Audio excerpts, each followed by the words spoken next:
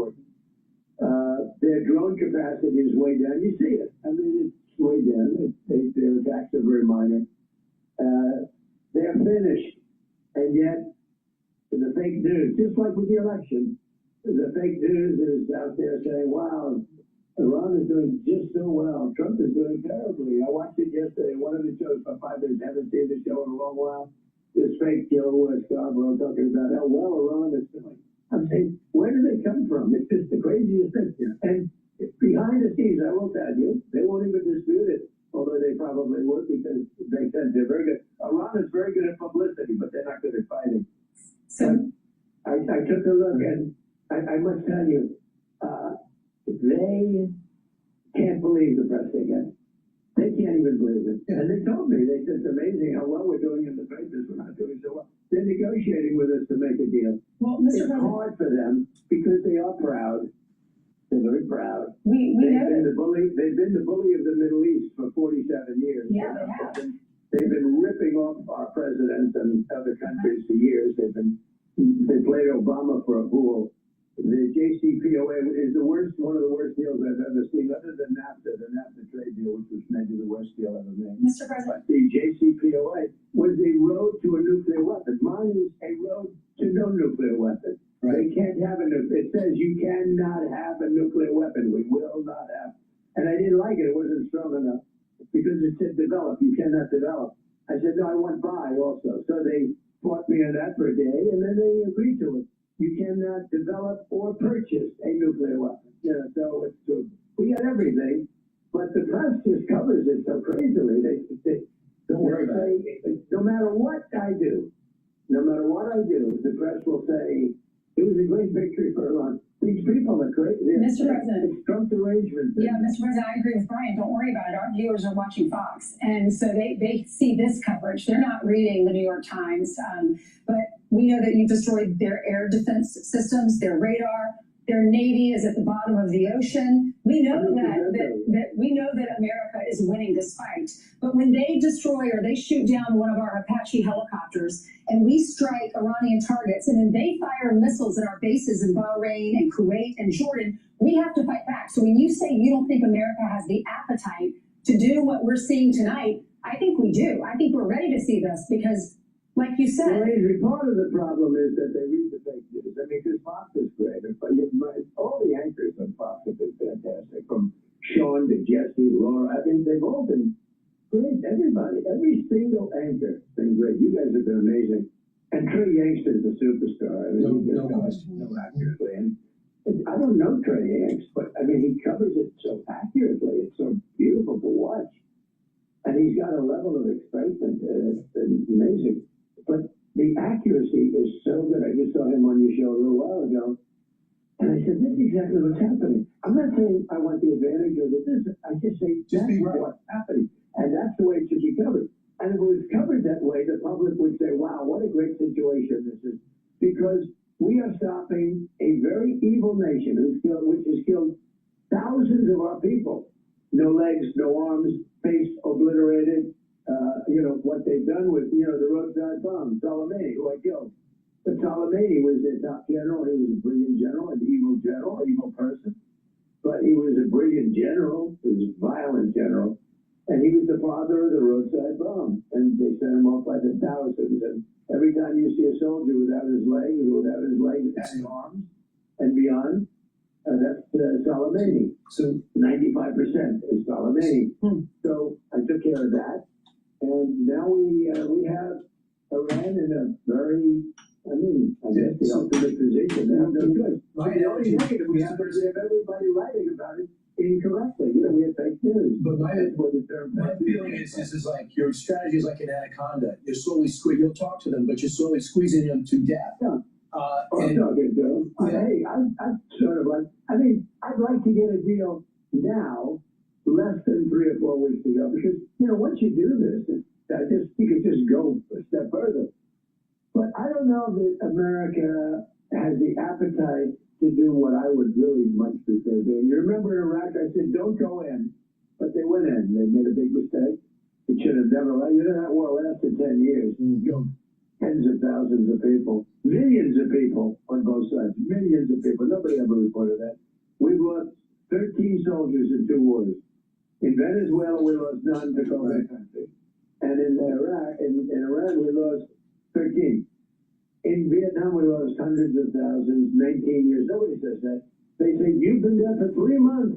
3 months. You know, they go crazy because I've been there for 3 months. They've decimated the country. Are you thinking next? No, they blame me, Brian. They said, you said you'd be out of there faster.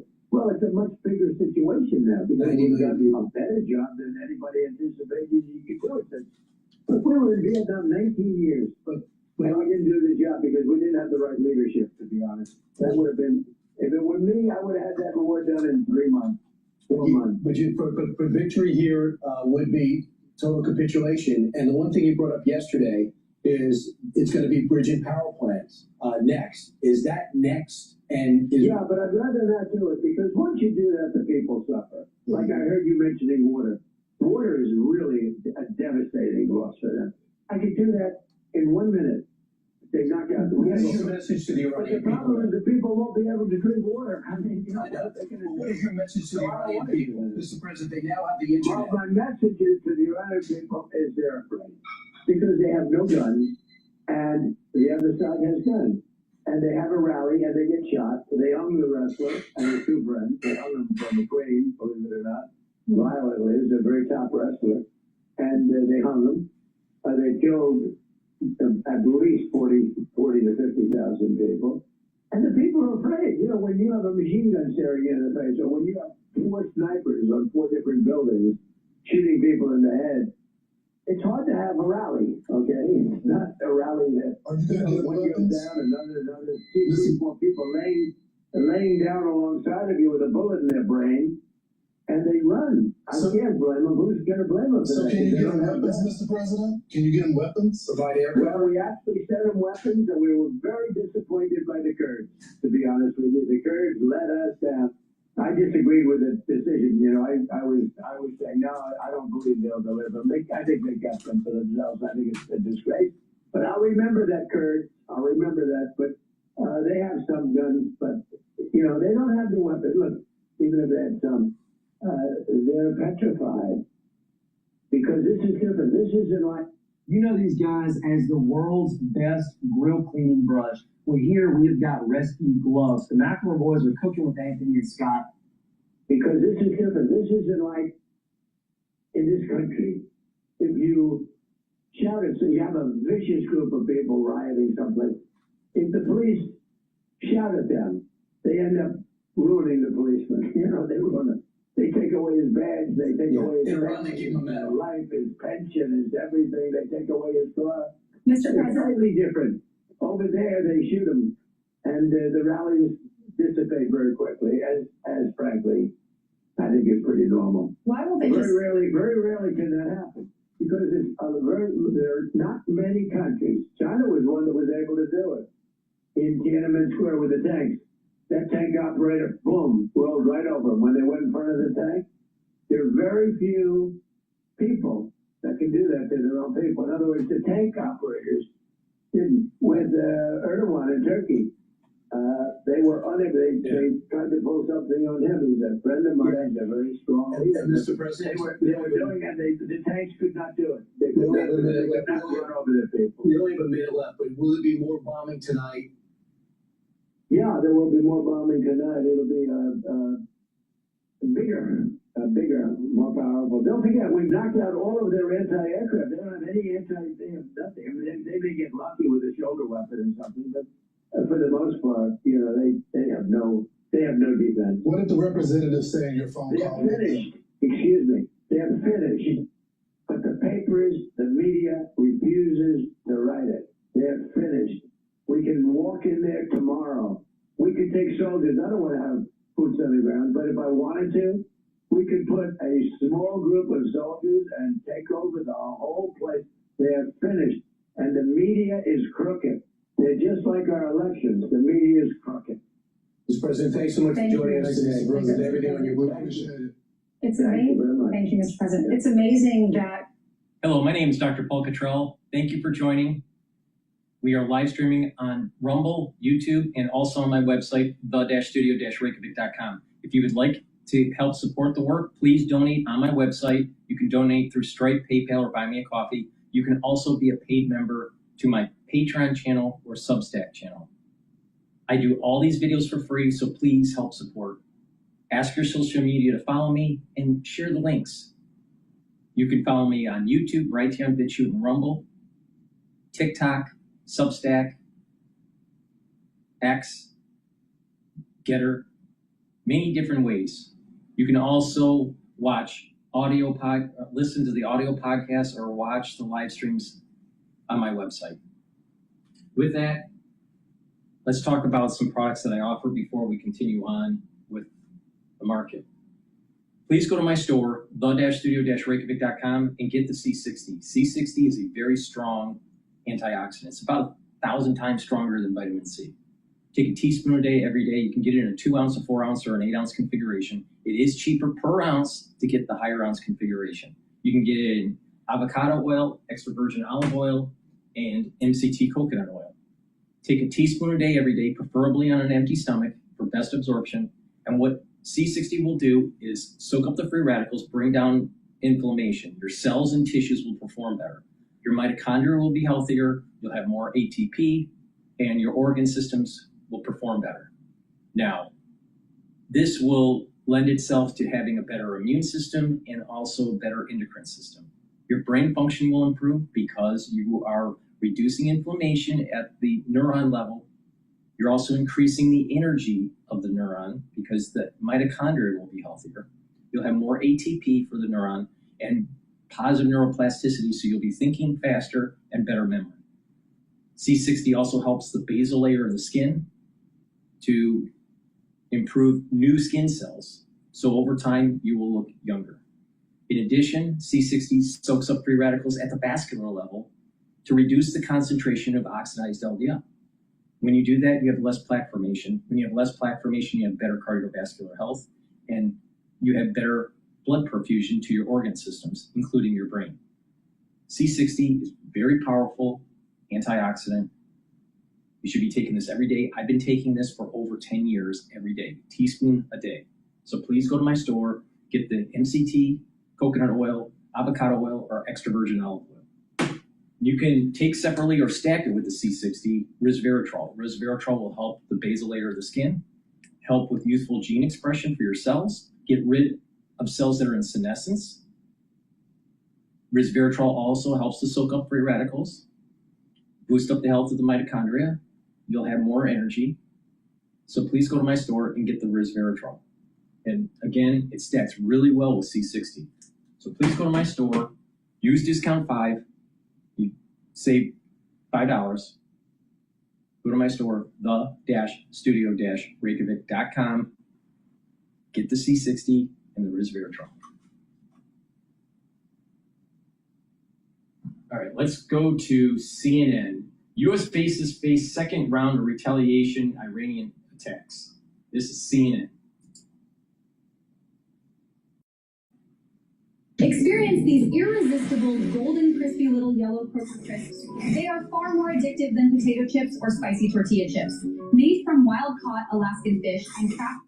For the second straight night, the U.S. and Iran have traded new strikes, and President Trump is warning that if Iran does not agree to a deal by today, the U.S. will, quote, bomb the expletive out of them. U.S. Central Command now says it completed the second wave of strikes on Iran, hitting surveillance capabilities, communication systems, and air defense sites. Iran calls that a blatant violation of the ceasefire and hit back, targeting U.S. bases in the region. U.S. allies like Bahrain and Kuwait activated their air defenses. Jordan says it intercepted 20 missiles launched by Iran. Iran is also claiming this morning the Strait of Hormuz is now closed to all vessels, quote, until further notice. CENTCOM is disputing that, saying that commercial ships are still moving through, though we know that the strait has been largely paralyzed. Despite all of this, a diplomatic source tells CNN that talks between Washington and Tehran are still on track. Here's what the president said about it in the Oval Office. We're really close to the deal, but they keep tapping us along. They keep playing us for suckers. We have a team in Tehran covering this. Let's start with CNN's Elena Treen live this morning at the White House for us. Where do things stand right now, Elena? Look, and I think it's clear that we have entered a new phase of this war, and the president really shifting strategy this week and resuming its bombing campaign on Tehran. Now, if you listen to what the president said yesterday, as well as the Defense Secretary Pete Hegseth, both of them almost arguing that this is a way to negotiate and that the U.S. will negotiate through bombs, if that means that the pressure will force them to finally relent and agree to a deal. I want you to listen to what Hegseth said about all of this. You can see when someone's trying to tap, tap, tap on a deal, instead they're going to have tap, tap, tap bombs dropping on key facilities in Iran from the United States of America. If we need to negotiate with bombs, we'll negotiate with bombs. And we're very good at it. This is quite different, Kate, from what we have been hearing, I remind you, from top Trump officials and the president himself for weeks now throughout this ceasefire, continuing pressing pause to try and allow these diplomatic talks to breathe. Now they are essentially trying to use these bombs as leverage. Now, if you listen to what the president said yesterday, I remind you that earlier in the day, he had posted that Iran had, quote, taken too long to negotiate a deal that would have been great for them. Now they will pay the price. He had previewed in the Oval Office that they were going to be issuing more strikes on Tehran. I think this is notable. We saw him do it the day before as well. This idea that he is warning Iran that strikes are coming. I think that continues to add to this idea that he is trying to pressure them and force them to the table. Now, what was also interesting is the president kind of echoed this sentiment when he spoke with Fox News yesterday. Fox News reporter said that he actually called him from the Situation Room. Just remarkable in and of itself. But then he went on to say that the Iranians had called him and asked him to stop the bombing, but that they would continue unless Iran agreed to a deal. So this is where we are right now. I will say, from the conversations I've had, they still want a deal. The ultimate goal here is still diplomacy, but the president has clearly gotten impatient and is now trying to use these strikes as a way to force this deal sooner rather than later, Kate. Yeah, and count this as another day of stretching the bounds and definition of a ceasefire over there right now. Elena, thanks so much. Let's see what happens, because it sure seems like a lot is happening as we speak. Yeah, and we're getting a look at actually what this is looking like on the ground in Iran as those negotiations, not negotiations, continue, that dynamic moves forward. We want to go straight to Tehran, where CNN's Fred Plotkin is standing by live. We should note, CNN operates in Iran only with the permission of the government, but does maintain full editorial control of its reports. Fred, what is the latest there on the ground?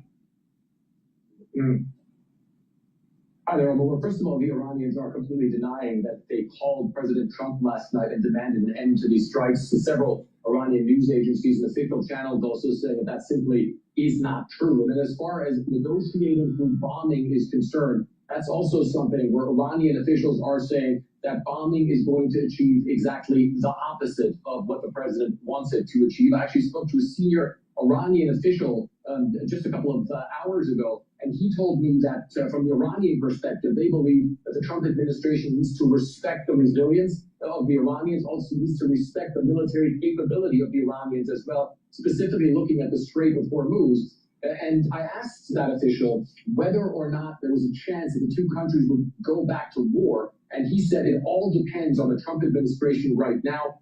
If they want to make a deal, if they stop firing, then there can be a deal. However, if they continue to bomb Iran, then a full-on war and return to full-on war is certainly something that is fairly possible. So right now, certainly these negotiations still in a very difficult state. Iranians, from their perspective, have said that this was a serious breach of the ceasefire of what happened last night and the night before. At the same time, both sides are still saying that they want to move towards that memorandum of understanding, which we have to say is just the next step in these negotiations that would end the hostilities between the two countries and then lead to a period of larger negotiations for a possible full peace agreement. But again, right now, especially after what happened last night, it seems a little bit more difficult, but certainly from what was also going on here overnight, we certainly had a busy night here in Tehran. It certainly seems that diplomatic process is still on. One of the things that happened was that during these overnight hours, even as the bombing was going on, Omar, There was a team of Qatari negotiators here on the ground in Tehran trying to move that process forward. Those negotiators have now left. We'll wait to see whether or not much progress was made on that. Certainly, again, the Iranians are saying they're up for a deal. At the same time, if the U.S. keeps pressing and especially dropping bombs, it will have exactly the opposite effect, Omar. Fred Blyken on the ground for us in Tehran. Thank you for the reporting. Joining me now, former Defense Intelligence official Major Harrison Mann. It's good to have you with us this morning. So we heard from Secretary Hegseth there saying, we will continue to negotiate with bombs. Is that actually the way to get Iran to the table? It does not seem to be working in this moment. Hi, Erica. We know for certain from recent history that it is not the way to get Iran to negotiate. They tried bombing Iran for 40 days. It didn't work. Then they tried the blockade for another 2 months. That hasn't worked, and they're out of ideas, so I guess they're trying to bomb a second time. It's unfortunate because I think there is still a possibility for peace when the Trump administration gets serious about actually negotiating, which is going to require making some concessions. But for now, they're clearly not willing to do that, and so they're going to start bombing again. The other really worrying escalation we saw yesterday was an apparent war crime, a U.S.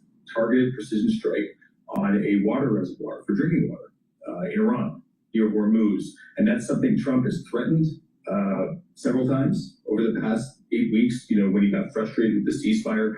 And I'm hoping we don't see more war crimes targeting civilian infrastructure as a deliberate strategy to try and bring Iran to the table. Certainly there are a lot of questions about that, and questions in dissent come for more clarity, right, on what the exact targets were in terms of that and whether that water plant was one of them. As we look at where things stand this morning, to your point about getting serious about the negotiations, we have heard so much from President Trump publicly. And CNN did an excellent analysis by our colleague Aaron Blake earlier this week about the number of times that President Trump has said we're close to a deal. We've heard it in the last several days. There is so much public posturing from this president. Are you concerned at all that that could weaken the U.S. position? I think it already has weakened the U.S. position. What the Iranian side understood at the start of the war, which let's remember began when Trump and Netanyahu bombed in the middle of negotiations, is that it's very hard to trust Donald Trump and Trump's constant lying, both in public and maybe to the Iranian side, has only further undermined that trust. So when it looks like maybe they're making progress towards a deal and then Trump comes out and leaks some of the details, or he just starts making really outrageous threats, that's going to make it even harder for him to earn the trust of his negotiating counterpart and get them to actually agree to something. And I think that's why we're seeing a increased willingness. Wait a minute. And the Iranians have been negotiating with good faith? Absolutely not. Absolutely not. I mean, what team are they on? Are they on Team Iran or are they on Team America? Now, this is CNN that's going over this right now. But the Iranians have not been forthright in the negotiations for a proper ceasefire and a de-escalation of the war. Now, has Trump been lying to the American public of how successful negotiations have been going on? No, he hasn't been truthful. But the Iranians are honest brokers? Get real. The Iranians should not have a nuclear weapon. Now, I personally believe that Trump hasn't gone far enough. We should have had troops on the ground procuring the nuclear material and creating a security zone, maybe 25 kilometers inland around the Strait of Hormuz to make sure that the Strait of Hormuz is controlled by the United States. And taking the oil and taking the natural gas from the Iranians, I think is our God-given right, because that's the spoils of war. Now, you have these people on CNN saying, well, Trump can't knock out a water facility or a energy facility because that might be a war crime. If you cut off their transit system, if you destroy their bridges, that's a war crime. Wait a minute here. What about the war crime of the IRGC decimating the people that were protesting? What about that? No. See, they're on Team Iran. They're not on Team America. Now, I personally believe that Trump has failed in Iran. He's kicked the can down the road too much because he thought he would be able to negotiate a peace. The IRGC, the theocratic regime, the Shia religion in general, they don't understand anything but death. And you try to negotiate with people like that, it'll only end in absolute destruction. You can't negotiate. So Trump has failed. I'm not saying that he's been successful with this, but he's been failing because he has too much hubris on his abilities to negotiate. He's been lying to the American public about those negotiations, and he's been too afraid to actually fully go General Grant on Iran. Now, how did General Grant win the Civil War? He chokehold the Confederacy in General Lee in Petersburg. And he just slowly starved them. And then he went in. And that's what we should have done. No, that's a war crime. That's a war crime. No, we need to have the mentality that it's unconditional surrender with the Iranians. And it will allow for a constitutional republic to be born. But Trump is a little weak on that because it's Taco. Taco always chickens out. Trump, he always chickens out. But CNN, the problem with CNN is they're not on Team America. You can't beat General Grant because it's a war crime. With their mentality, we would have never won the Civil War. And if we didn't win the Civil War, then we wouldn't have been the strong nation to be able to fight the Nazis during World War II. We wouldn't have been the strong nation to be able to win the Cold War. Most of the world would be communist with their logic applied to General Grant during the Civil War. So maybe we should stop listening to people like this that are saying, you can't destroy a bridge because that's a war crime, and start putting on start channeling General Grant and win. Win. That's all that matters is winning. Stupid. And you think I'm wrong? Well, guess what? History proves me right.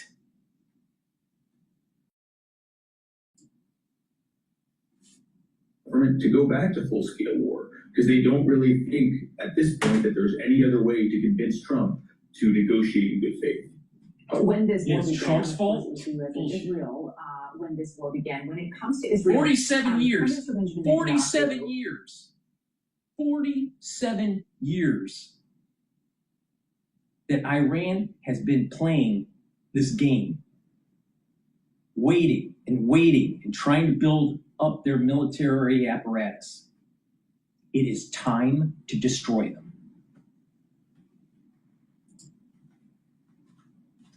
Put out this statement yesterday, this message I should take to the people. I want to play that for you. I have a message for you. Imagine being able to build anything just by thinking about it. Meet Base 44, a complete AI creation platform made for anyone with an idea. I have a message for you, the people of Lebanon. Israel is not at war with you. We're at war with Hezbollah, that has taken your country hostage, that does Iran's bidding, that uses your territory to launch terrorist attacks against Israel. Do you remember what Lebanon was like before Iran and Hezbollah turned it into a nightmare? Once Hezbollah is dismantled, the possibilities are endless, and they are sky high. That's notable, of course, coming on the heels of Iran and Israel trading strikes earlier in the week, specifically on Sunday. On Sunday, too, in the wake of Iran's missiles President Trump told the Financial Times in an interview that Israel is going to have to accept whatever deal the U.S. makes with Iran and that Israel doesn't call the shots. Based on what we're seeing, how much sway, how much influence do you think this president actually has when it comes to Prime Minister Netanyahu and the decisions that Israel is making? So a reminder that President Trump and any U.S. president has nearly infinite leverage over the Israeli government. Essentially, their Air Force can't fly without our support. You know, it's not just bombs and aircraft and supply parts. You know, we have U.S. troops on Israeli soil defending the skies of Israel so those planes can safely land. We supply the fuel that goes into those aircraft. So if Trump wanted to use it, I'm pretty confident that he could end any Israeli military aggression that he wanted to. And we can see that he wants to do that a little bit, but clearly not enough, that it's deterred Netanyahu from launching what potentially started this escalation, which was an Israeli strike on Beirut on Sunday. So Trump is still kind of trying to end the war with half measures, and it's clear that that's not going to work. He's going to have to do some difficult things, including actually putting his foot down with Netanyahu, as well as possibly making some concessions to the Iranian government. And unfortunately, I don't think he feels the urgency to do either of those things because they could both be politically costly. And he's not going to feel that urgency until maybe we've seen another round of full-scale war that's totally unnecessary. Now, my take on Netanyahu in Israel, I think they have overplayed their hand with the kindness of the American taxpayer. Netanyahu needs to go. They need to have elections, maybe even prosecute him for improprieties. I don't know. I don't really care about their politics. But as an American taxpayer, I am tired of funding Israel. Israel needs to deal with their own problems. The United States shouldn't be constantly helping them out. What upsets me the most is that if Hezbollah and Hamas are existential threats to the livelihood of the Israelis and of Israel as a country, if they're in an existential threat, then all of the citizens, secular and religious, should be in the military fighting for their country. But that's not what's happening. So either it's not an existential threat, or if it is an existential threat, a lot of the citizens within the country aren't willing to fight for it. So if they have citizens that aren't willing to fight for their own country, if they're in an existential threat, why is it that the American taxpayer is paying for this? Now, don't get me wrong here. I'm an America First expansionist, not an America First pacifist. There's two types of America First. Most of the people, when they say they're America First, they don't want to go into a war. They don't want. They just only want to deal with domestic policy. Well, guess what? You got to wake up. It's the jungle out there. You better be king of the jungle, or someone else will be king of the jungle. That's just mankind. And being an America First pacifist will lead to an erosion of our hegemonic power. With that said, Israel needs to deal with their own problem, and the United States needs to stop helping. Now, in terms of Iran, the United States needs to put ground forces in and take control of the strait and take control of their oil and gas. Now, I believe UAE is trying to negotiate, I believe it's the UAE, it might be Qatar, but I think it's the UAE, is trying to negotiate with Iran since Trump started these warning shots that he's going to escalate the war. Because the Iranians know that they can't win. In the end, the United States will win if we are willing to put ground troops in and start destroying. Now, the question is Trump willing to do it?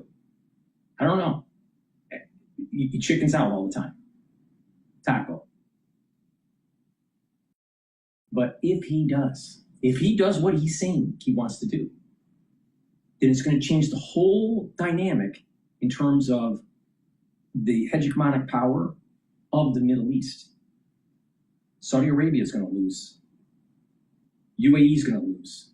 Bahrain is going to lose. Qatar is going to lose. Oman is going to lose. Iraq Kuwait, Iran. It's going to change the whole landscape if we're controlling the oil and gas and the Strait of Hormuz. And it's a good geopolitical play for the United States to check China, because we'll be able to chokehold them if they move into Taiwan. So by doing this, if Trump does what he says he wants to do, would actually be better for us against China.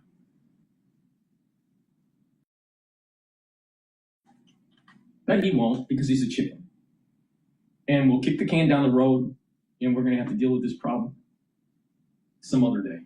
Please go to my store, the-studio-reykjavik.com, and get the Gladiator barley or the heirloom barley. They're very similar, but there's one key difference: musculature. All right, heirloom barley will soak up free radicals through superoxide dismutase, bring down inflammation, and detoxify your body. Super important. Slow down the aging process, boost up that immune system, improve your endocrine system. You recover quicker after a workout. Your brain function will improve because you're reducing inflammation. Your joint health will improve because you're reducing inflammation. You're reducing inflammation at the vascular level, so you're reducing plaque formation. So taking the heirloom barley and the micronutrients in this barley that you can't get in any other store is super important.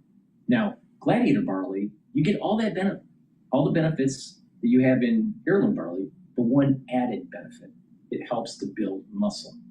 So if you're older, building muscle is super important. It's going to improve your skeletal system, your musculature, your posture, and also protect your brain. Why? By building muscle, you're producing more myokines. And myokines are neuroprotective. It'll also increase BDNF, which is super important to protect neurons. Studies have shown that if you have more muscle mass when you're older, your brain function is better. Now, you can pay attention to me or not pay attention to me. I don't really care. But the ones that do pay attention to me, you are going to slow down the aging process. So please go to my store, get the Gladiator barley, do some resistance training. You'll also be able to control your A1C levels, aka diabetes. All right? So get the heirloom barley or the Gladiator barley. Now you can take them separately or stack it with the Boomer Boost. The best stack is the Gladiator with the Boomer Boost, and do some resistance training. But you can take them separately. Boomer Boost is a great supplement to get all the multivitamins you need, but you get a lot more that will boost up your immune system, improve your endocrine system, help with brain function, help with musculature, rev up your metabolism. You'll have a steady burn of energy, slow down the aging process. They'll soak up free radicals. You get a lot of benefit from this. This is your multivitamin, but you get a lot more. A lot more. And for ones that have been suffering from migraines, you will probably notice that your migraines have diminished by taking this. That's what I've noticed. I've suffered from migraine headaches all my life until I started taking Boomer Boost. And guess what? They diminished. So take Boomer Boost, slow down the aging process. And you can stack it with Gladiator barley or with heirloom barley. But you can take them separately. But you do get this synergistic benefit. So please go to my store, the-studio-reykjavik.com. Get healthy. Pay attention. This is a very powerful supplement that will help to slow down the aging process, and you'll get all the multivitamins that you need. And if you want to stack on top with the other vitamins that I have at higher concentrations to focus and target on certain systems, you can do that. It's very customizable, this protocol that I have, with all these different supplements that I have on my store. But if you follow my advice, you're going to slow down the aging process. And it's really simple. The protocol, probiotic is a foundation. The first pillar on that foundation, max 35 or cleanse.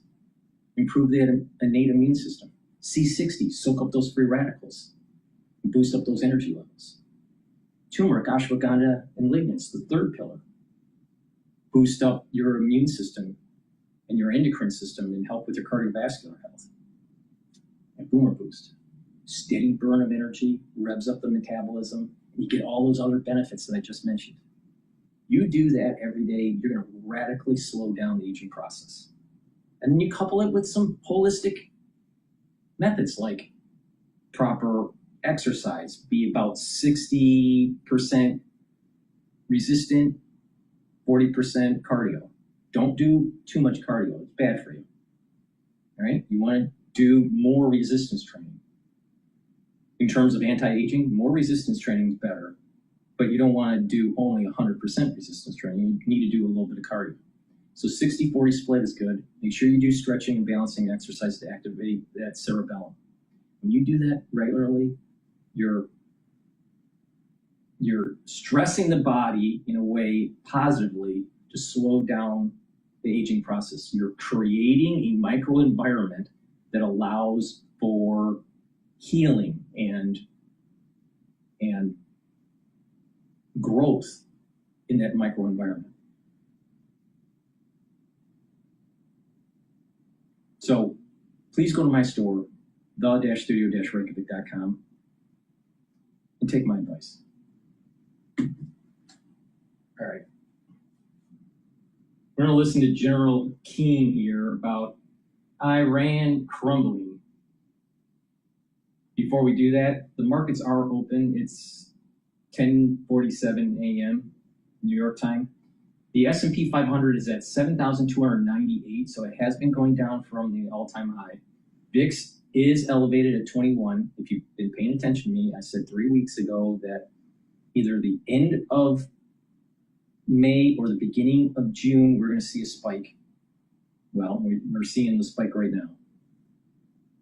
The question is, will it continue to elevate because of the war? It might spike up to maybe 23 before it goes down. Currency is stable. Euro's at 115, Japanese yen's at 160.51. Oil is trading at 90.23 for WTI future.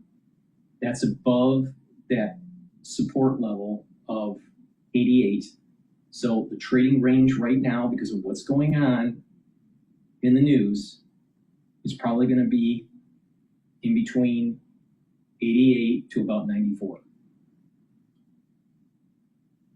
If positive things happen and there's a flow, more flow through the strait, we will see WTI break that support level of 88 and start trading in a lower range, probably around 82 to 86 or 87. But we'll wait and see if it does break and is sustained before we adjust that trading range. Right now, that trading range is at 88 to 94. Okay. Natural gas is trading at 3.087. Probably fair values at around 2.9. So it might break the 3 mark and go to 2.9. But I think the trading range is around 2.9 to about 3.3, 3.2 for natural gas futures. Again, please go to my store, help support the work that I do by getting the great products that I offer.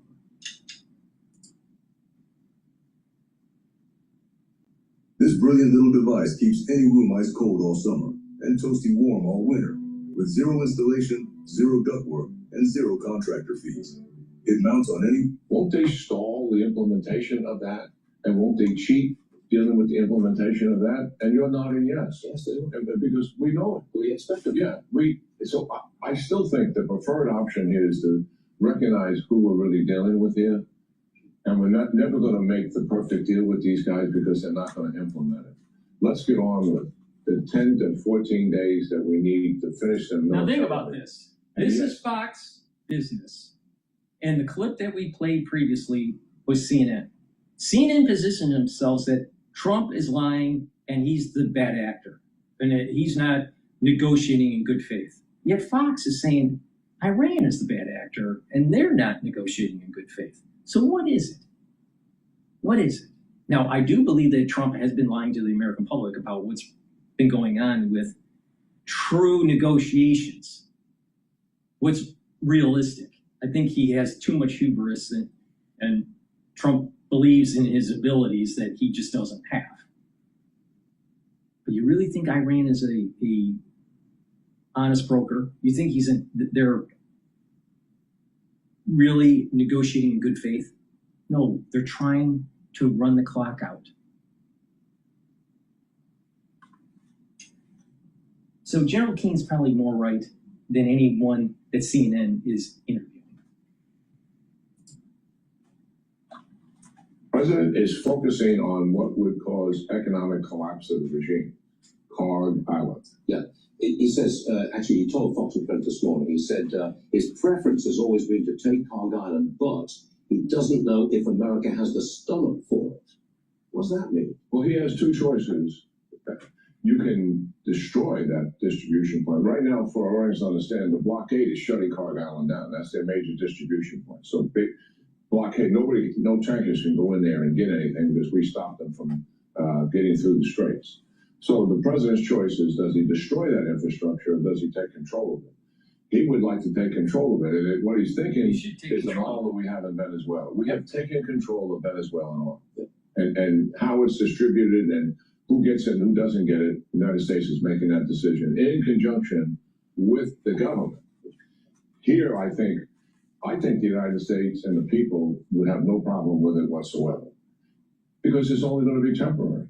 It will force the collapse of this regime, and we'll have someone else to deal with like we have in Venezuela. Will it force the collapse of the regime? In time, yes. If we control that oil, just control it. It's ours. They have no income whatsoever then at that point.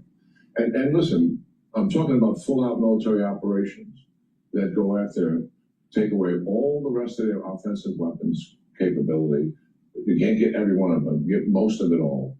And also go after all the organization that's sustaining the regime. Make that very, very weak. Make them vulnerable to the collapse of the regime. So militarily and economically, both things combined, we can force that collapse eventually in time. Yes. Do you think decapitating the Revolutionary Guards, killing them in their bunkers, do you think that's in the cards?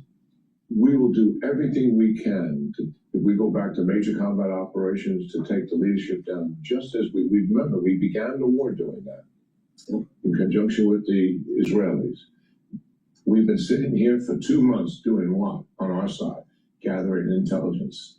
We know a lot about what they've been doing for these 2 months. We know where they moved their ballistic missiles and their launchers to and other things. And obviously we know what their leaders are doing. What have their leaders done? They've done the same thing that they did with their missiles. They've dug deeper to get beyond our capability of our bombs. But yes, we can. It's not just the leaders, it's the infrastructure, the organization that sustained them. When you start fracturing them and taking them apart, they don't trust each other. You know, the regime appears strong from the outside until it's not. And these things usually happen quickly. Yep. But when you're looking at it, it's going to be a phase transition. What he calls about quickly, it's a phase transition. Very similar to ice. You ever watch ice melt? There's, slowly, and then all of a sudden it radically changes. Or reverse, watching water freeze. It gets, there's a little bit of, and then all of a sudden it snaps into a frozen state. Or boiling of water. It's not boiling, and then all of a sudden it starts boiling away. It's a phase transition. Please go to my store, the-studio-reykjavik.com. Get the vitamin C and magnesium. Vitamin C and magnesium, dual purpose. It's going to help with your skin. It cross-links with the collagen when you drink filtered water to help the dermal layer. Vitamin C and magnesium will boost up your immune system, and vitamin C and magnesium will help your brain. You should stack this with the magnesium and zinc that I have on my store to improve brain function and the immune system. Not enough people are taking magnesium, and it's super important, especially after the crisis that we went through in 2020. Early onset of dementia is going to happen. in your circle of friends or family members, it's going to happen. All right? You better start preparing for it. Please go to my store, the-studio-reykjavik.com, and get the probiotics. You can get it in veggie cap form or in powdered form. I prefer taking the powdered form because I take all these different powders like the Boomer Boost and the Gladiator Barley and the collagen and the lignans, right? So it's easier for me to take in the lunch. But you can take the veggie cap version. Either one will help you. Now, by taking a probiotic every day, you're improving your gut biome. You're going to be able to absorb your nutrients better. You're going to have less inflammation. You're going to reduce leaky gut syndrome, reduce the chances of getting food allergies. You're going to be boosting up your immune system. You're going to have higher concentrations of IgA. Your mucosal lining will be thicker. You're going to be able to sleep better because with a better gut biome, that digestion and the compounds that are being created in your gut are going to actually help you to sleep. You'll get into 3 to 5 cycles of REM sleep. That will help to detoxify your central nervous system and consolidate memory. Good sleep regularly will help with your memory.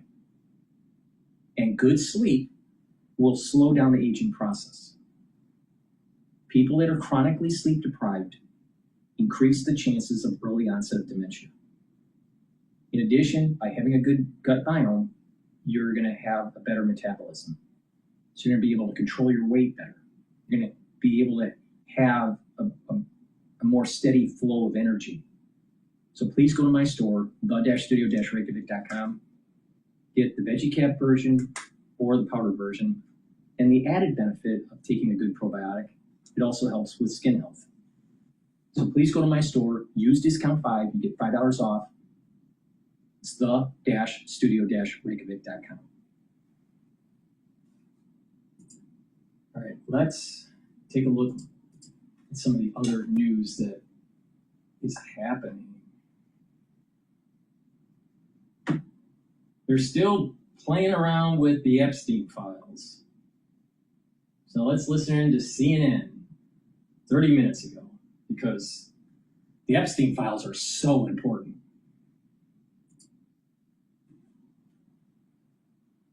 We're looking for people 40 plus who want to actually master Claude in 28 days. No free time needed, just 10 minutes. There's also a new report out today, an extensive report that's in the New York Times, and it's based on Maggie Haberman and Jonathan Swan's upcoming new book that's about to be published called Regime Change. And they write in this new report today about how the release of the Epstein files, debating over how to handle Jeffrey Epstein, basically paralyzed the White House. And there were meetings in the Situation Room even where obviously, of the utmost national security concern, meetings pertaining to that happened. When you read that and you hear that the president's team, the vice president, the chief of staff, everyone's meeting inside the sit room about Jeffrey Epstein, what does it tell you about how they viewed that story? Well, unfortunately, that's not new news to me. Unfortunately, that was something that I lived through.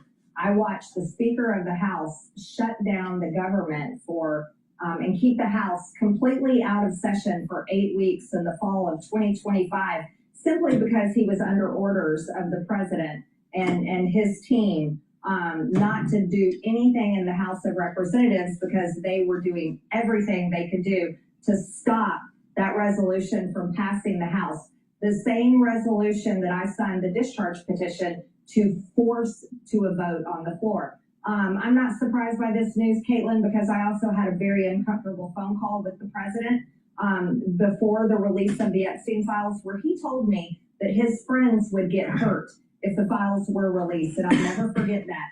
I'll also never forget the text message he sent me when I told him that my son's life was being threatened because he was calling me a traitor because I fought to release the Epstein files, where he told me that I deserved it. And so this doesn't shock me that his team was paralyzed, but I tell you what it is, it's absolutely ridiculous and unforgivable. We're talking about pedophiles and rapists of the elite class of people that never get held accountable for anything. So if they were paralyzed and scared and didn't know what to do about releasing the Epstein files, these people are absolutely absurd. They don't deserve the American people's trust. As a matter of fact, we should consider them as, they should be considered traitors. They're traitors. The ones that refuse to release Epstein files want to cover up for pedophiles and rapists and all sorts of disgusting things in these files. Those are the traitors to the American people, and they should be ashamed of themselves.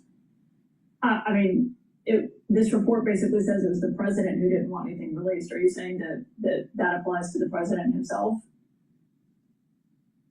I'm saying exactly that. He told me on the phone that his friends would get hurt, and that's why he's against releasing the Epstein files. And I think we've seen a lot of that dribble out. So yeah, it all matches. It completely adds up from the phone call that I had with the president to the. I don't know. I don't know. I don't really care. All right, let's listen into KKR's launch of AI infrastructure. Now, I did participate as just listening in to a lecture from Blackstone. They are heavily investing in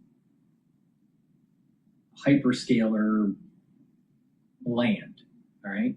They're buying land, building a warehouse, leasing the warehouse, and hooking it up, hooking up utilities to it, leasing the warehouse to these hyperscalers. So they put the chips in and their servers, and they're going to run the AI. So there's a lot of money being invested by Blackstone in this. Now, it's more of a real estate play and a property play than actually investing directly in the hyperscalers. But it's interesting to see on how Blackstone or a KKR is investing in the infrastructure of AI. So this is the reason why it's important to pay attention to this.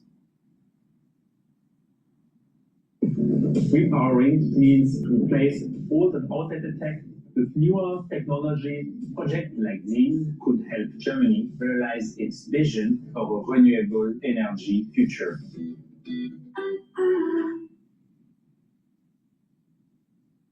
Connectivity needed to start. KKR, along with NVIDIA, Vistra, and the Kuwait Investment Authority, they're launching a new company. They're calling it Helix Digital Infrastructure, a one-stop shop for building out AI infrastructure needs. And joining us now to discuss this is KKR's version of what Blackstone is. Along with Waldemar Slezak, KKR's global head of digital infrastructure. Guys, thanks for bearing with me here. I know I'm in San Francisco. You're there on the floor. Adam, let me start with you. What problem is it that you are trying to solve here with Helix? Well, it's so great to be here with all of you guys. Thank you so much. I could not be more excited. AI and the cloud are driving the infrastructure build-out of a generation. We're talking the railroads, the U.S. highway system, the internet itself. The problem is the scale and the pace of that build-out has created a fundamental industry bottleneck at the layer of the physical infrastructure.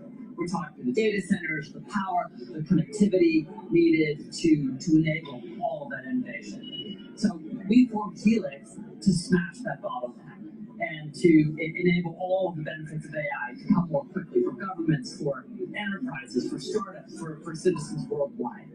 And Helix is different because it is going to coordinate all of those difficult pieces of infrastructure.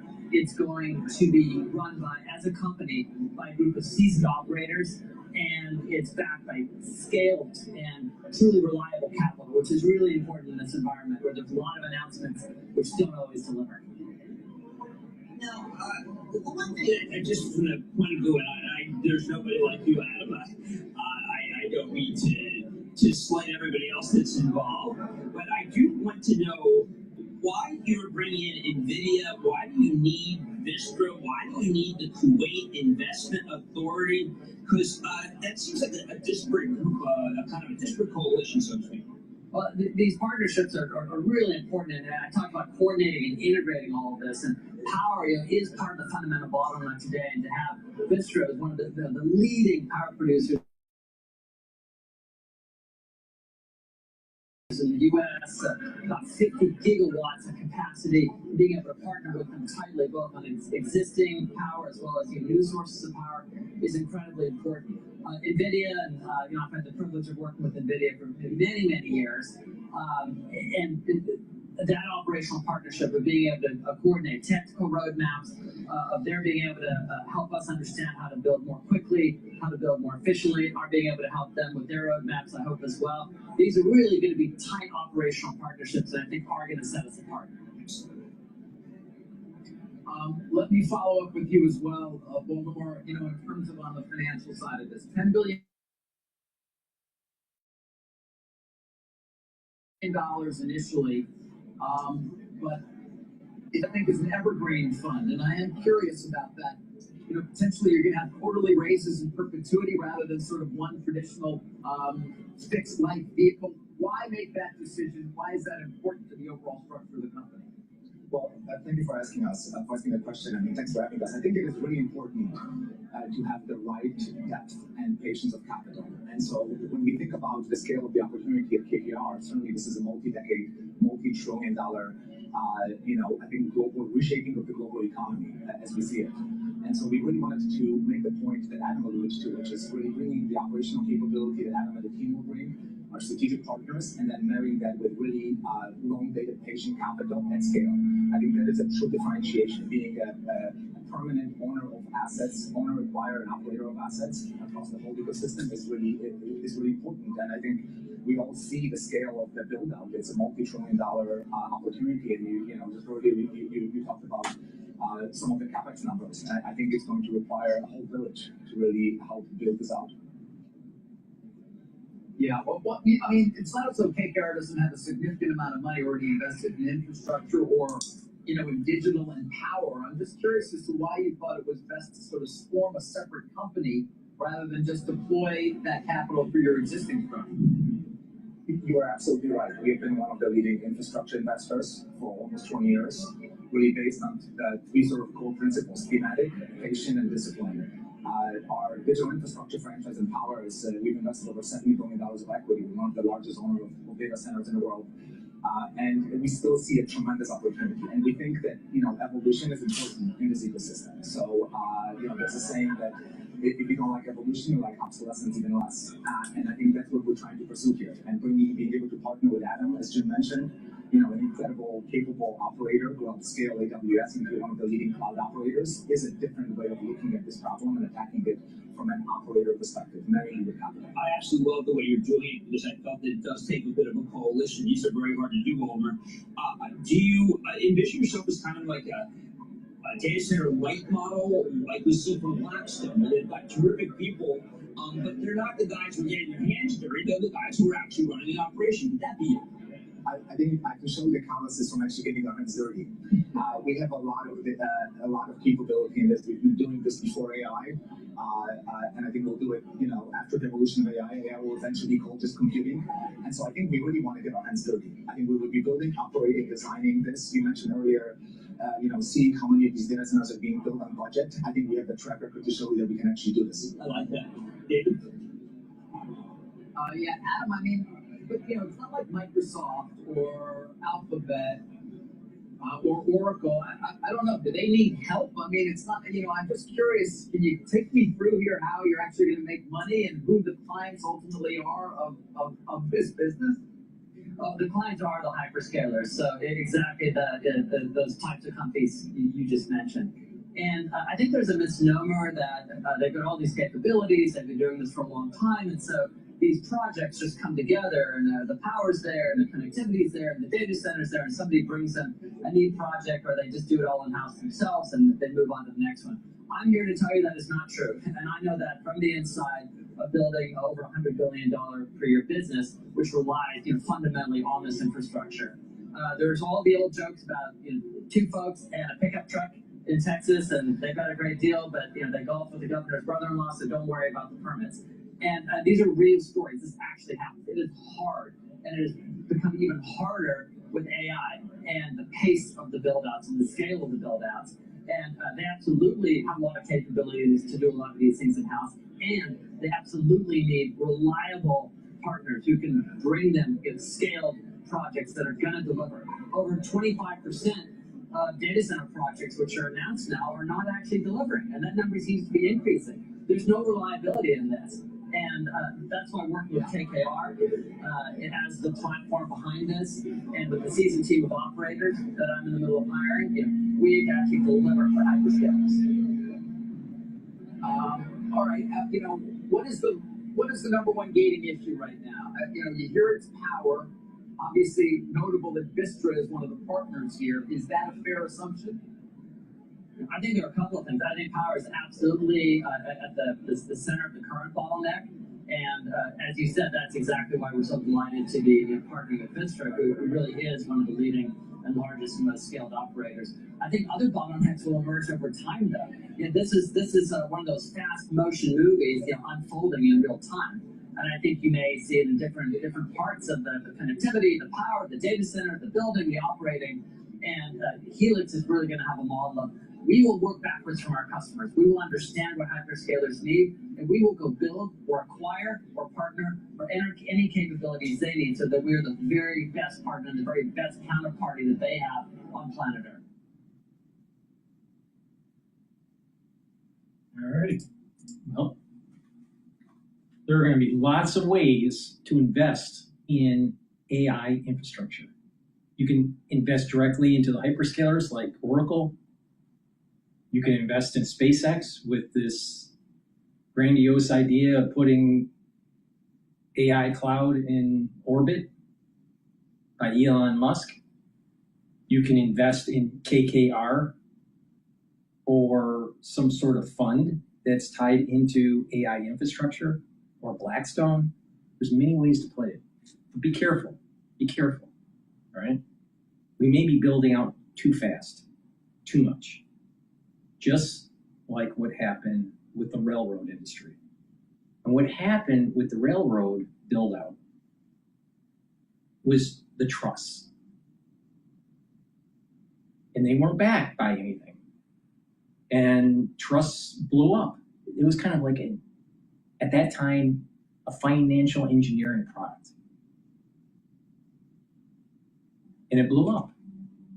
And because of that, railroads couldn't get the funding, and the industry went into a recession. And it hurt the whole economy. Something similar might happen here. Because you're starting to hear lots of different ways to invest in it. There's circular financing that's taking place in the community of AI, with NVIDIA and OpenAI and all this Oracle. There's the circular financing. So there's financial engineering there. There's financial engineering with creating ETFs that are tied into certain aspects of the AI build-out. You have private equity and private credit ETFs that are available that don't have liquidity. So what happens when the trusts of modern day, the financial engineering of modern day, fail? What happens to the AI infrastructure? And this is the reason why I think that what's happening in AI is very similar to the railroad industry. Please go to my store, the-studio-reykjavik.com, and get the ashwagandha root. This will help to control your cortisol levels and help to control your blood glucose levels. That will help to boost up your immune system and help with your cardiovascular system. Turmeric and ashwagandha soaks up free radicals and brings down inflammation. Great for joint health, recovering after a workout, bringing down inflammation systemically, including your brain. Lignans helps to improve your immune system and endocrine system, brings down inflammation and soaks up free radicals. Now, when you stack these together, you can take them separately and they work great. But you stack them together, that's where the anti-aging magic happens. All right? There's synergistic benefits of doing this. So pay attention. By taking the ashwagandha root, you're boosting up the immune system and helping your cardiovascular system. Turmeric, you're bringing down inflammation, soaking up free radicals. So you're boosting up the immune system, helping the cardiovascular system, helping brain function. Lignans, helping the immune system, the endocrine system, soaking up those free radicals. When you're soaking up those free radicals, you're also boosting up your energy levels. So you're boosting up energy levels, you're bringing down inflammation, and you're boosting up your immune system. And when you do that, you're slowing down the aging process. Because think about it. When you look at people that are in their geriatric years and are aging, they have less energy. Their immune system isn't as robust. They have cognitive problems. They have cardiovascular problems. So when you target all these things that geriatrics have, you're actually slowing down the aging process and improving your longevity. So please go to my store, take my advice, get the lignans, the turmeric, the ashwagandha, stack them together. It's synergistic. Now, you will benefit by taking them individually, but please pay attention. Stack them together. Please go to my store, the-studio-reykjavik.com. Use discount 5, all caps, and you get $5 off. All right, let's listen to Al Jazeera. It sounds like maybe something just happened in terms of... There is significant tension between the two countries. Iran has never closed the door of diplomacy. They never fully opened it either. Neighbors, even at the height of tensions, Iran has kept a level of negotiations and diplomacy with the United Arab Emirates. So there's no reason to... But they always string people along. Because the more they run out the clock, the more they get closer to a nuclear weapon, the more they can consolidate power because they've been fractured when Israel killed their leaders. And Iran is focused on the next step as the Americans are escalating tensions. Look at what Trump is saying. He is committing war crimes every day, and he's threatening to expand his war crimes against Iran, threatening to take Harangue Island, and that shows how completely he is outside the bounds of international law. He speaks and behaves like an international gangster, but Iran has prepared itself for the worst scenario, and the problem Trump is facing is that he does not possess escalation dominance. Iran has potent instruments in its hands to... Contract data is buried in inboxes, shared drives, disconnected systems. That's where Agilent comes in. Agilent transforms contract data into business intelligence. Infrastructure. Okay, so obviously you were saying before that the Strait of Hormuz is the biggest issue that both sides face right at this point in time. Trump saying that he's going to hit Iran tonight, may even contemplate taking Harangue Island, as we heard there, taking over the oil infrastructure, much like he claims to have done in Venezuela. How difficult is that going to be for him? What's your response to that? Is that just a bluff, a threat at this point in time, do you think? And I think he can attack it, he can destroy it, he can stop the production of oil and the export of oil. But for him to take it over, he needs to have soldiers on the ground. And we don't know what the Iranians have prepared for that. I mean, they would be foolish if they haven't prepared by now for that particular scenario. And I think they have proven so far is that they're not stupid. They are strategic and they calculate very well. The real issue is what will happen to the Gulf states. Iran still retaliates every time by bombing the Gulf states. Although they say they're going for American targets, those spaces have long been empty and have been damaged by them as well. Why are they not going directly to the American forces? And they're not doing so because they don't seek escalation. This incident with the Apache helicopter was clearly an accident. This is what we fear most, is accidental contact between the two that could lead to major escalation. Which fuels major escalation. It's clear that they are avoiding each other. The Americans also, they hit back. They didn't go for any significant target in this last campaign. They're just there to illustrate the point, to show the Iranians that we have the power, we're still here. As long as these two are balancing their power against each other, it is unfortunately the regional countries who are going to lose. And of course, because of the closure of the strait, the Gulf states are set to lose most. Indeed. We'll have to leave it there. Thank you so much, Professor Sultan Barakat, as well as Ali Akbar Darini for us in Tehran. Lebanon's president insists that diplomacy is the only solution. Let's just go over the markets here really quick. The S&P 500 is trading at 7,298. It's off of its all-time high of 7,600. So it's time to buy. All right. If you've been waiting, buy into a broad-based index like SPY or, some ETF that's tied to the Russell 1,000, 2,000, 3,000, whatever. Right. But start nibbling into the market. Okay.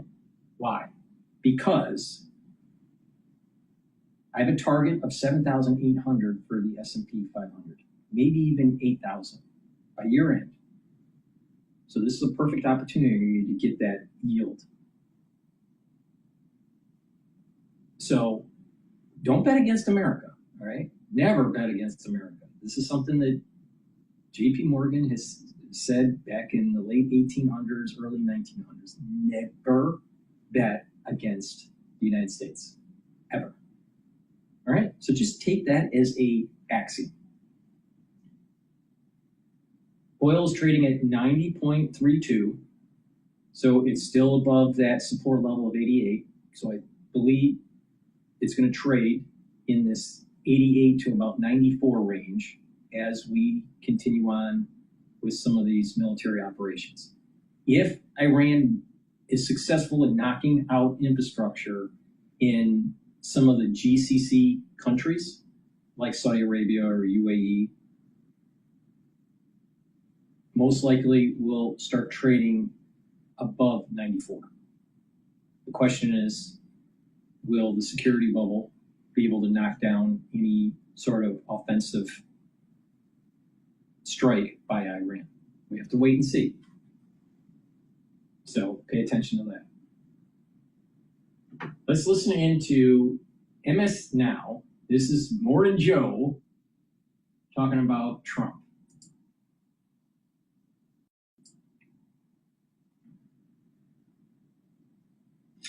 You, just you, building your app on base 44. Describe it. Mika, like we said yesterday, the president has been way too eager for a deal, and he's paid for it. The Wall Street Journal editorial page has a new piece out this morning, and it's called "Trump Needs a New Iran Strategy." Yeah, I don't know about a new Iran strategy. He just needs to kill the enemy. Unconditional surrender. That mentality, General Grant mentality. Okay? But the reason why we're in the situation we're in is because he thought that he was going to be able to be the master negotiator, that he was going to be able to bomb from the sky and threaten Iran and they'll just capitulate. Trump doesn't realize the Shiite religion is fanatical. And the IRGC is fanatical. Now, it doesn't mean they're not smart. See, with Iran, they're smart and fanatical. ISIS, in these pockets within the Middle East, they're fanatical but not too smart. Iraq, not too smart. Iran, smart. And so they're fanatical and smart. So you got a problem here. They will not capitulate. You have to go in and kill them. Trump thought that he can be just a master negotiator because he's from New York and he built a lot of buildings through just negotiating. Wrong strategy. So he needs to look in the mirror and realize he's not the great negotiator that he thought he was. He has to stop chickening out, and he has to kill.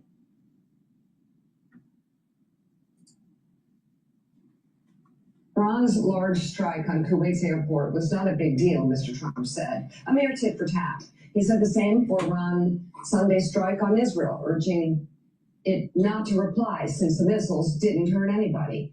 That logic leads to trouble. Only by a miracle did 2 U.S. pilots survive after an Iranian drone struck and burned inside their Apache helicopter near the Strait of Hormuz on Monday. Yet Mr. Trump's early reaction was to say that this, too, wasn't a big deal. An attack on an Apache helicopter. Mr. Trump won't want to hear it, but he has been dancing to Iran's tune.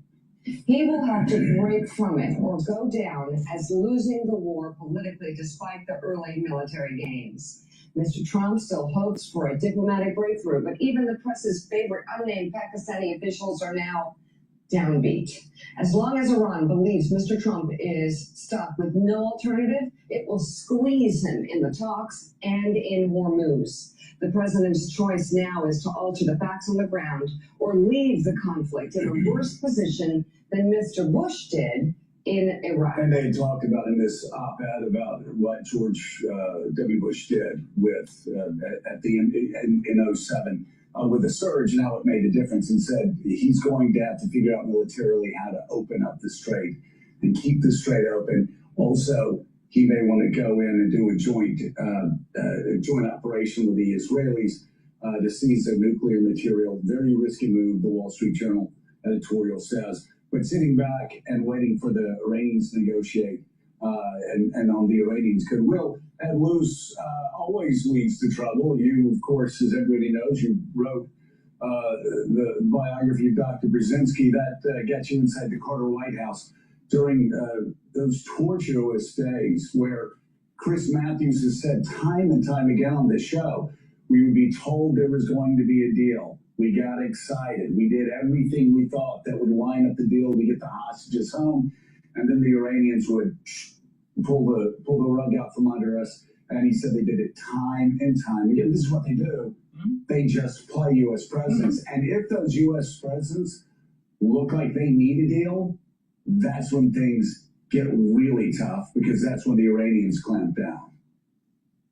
Yeah, I mean, they are famously known worldwide. You have to kill them. Just That's the only answer. Through history as very tough hagglers and negotiators, and they play for time, and they faint, and they walk off, and they play mind games with the people they're negotiating with. Carter did discover this to his lasting cost several times during that 1980 presidential campaign with Reagan. It looked like a deal to release the hostages was about to happen, really 4 or 5 times, and that would have transformed the mood on the campaign trail. So I have a very nuanced strategy. Reduce our support for Israel. They need to be on their own. They need to purchase the weapons that they need from us. We shouldn't be giving it to them. We shouldn't be giving them some sort of aid and then them using the money to purchase the weapons. No. Israel needs to fund their own war. Their people need to be in the military and fight for their country. And on the other side, we need to put ground troops in strategic areas of Iran, destroy the IRGC, control the Strait of Hormuz, and control the oil and natural gas coming out of Iran. And work with the international community to reboot their country as a constitutional republic that is not part of some sort of monarchy. You start hearing in the news about the grandson of the Shah and the great-grandson of the Shah, and maybe they can come in and stabilize this. No. Constitutional republic. Reboot the Enlightenment in Iran. So Israel needs to pay their own way and fight on the battlefield themselves and American taxpayers shouldn't be subsidizing it. And the United States military needs to be fully engaged to destroy the IRGC. 100% unconditional surrender. That's what should happen here. And in the end, we will have a more hegemonic power against China when we do this. But Trump's afraid. Trump's afraid.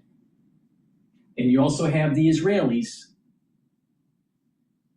that are spinning the news and trying to create havoc, where they continue to request and demand the need of the subsidies from the US.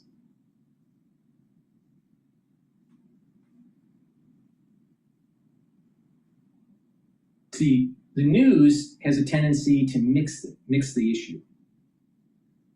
The United States will benefit from knocking out Iran. Israel will benefit from knocking out Iran. But that's not the main reason why we should be knocking out Iran.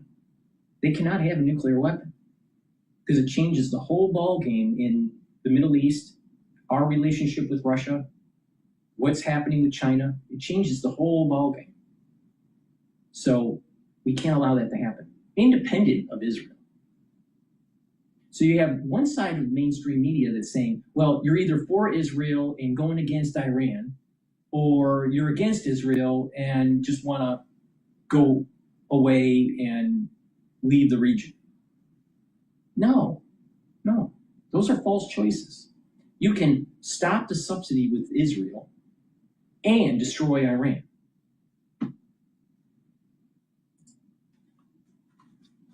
Pulled the rug.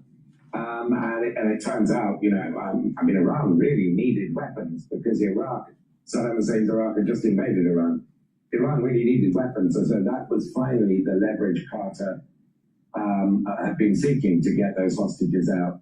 And they kept going right up to the brink of a deal, and lots of public positive statements from the White House, and then Iran will pull the rug. Now, there's a theory as to why that might have been happening in terms of the Reagan campaign's back-channel communications with the Iranians, but this has been going on for 47 years at least. I mean, the US presidents, with patience and time and a strategy and a theory of the case, like Barack Obama had with the 2015. Almost all of those presidents, almost all of them, during those 47 years, had an Achilles heel.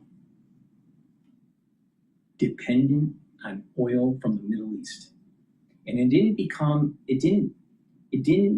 we didn't reverse that Achilles heel until around 2015, 2016. Why? Why, Dr. Paul Cottrell, did it change? Fracking in energy production in the United States. We no longer have that Achilles heel that we had in the 70s, the 80s, the 90s, the 2000s, 2010. We are energy dominant. We can do this. But Trump is a chicken. Get somewhere. But if you're in a hurry, Iran's got more time. Yeah, they got more time, and they will walk away. As David Ignatius told us yesterday, you have to let the Iranians know that you're willing to walk away, and that you don't want the rug, or you don't want the nuclear deal. You've got to be willing to do that. They weren't. This headline, Willie, I just am noticing this headline. We have seen a headline in Financial Times for Ed Luce's article that somehow manages to insult supporters of both of the gentlemen in that headline. Trump supporters going, how dare you compare us to Jimmy Carter? And Jimmy Carter's supporters like, Jimmy Carter was a failure.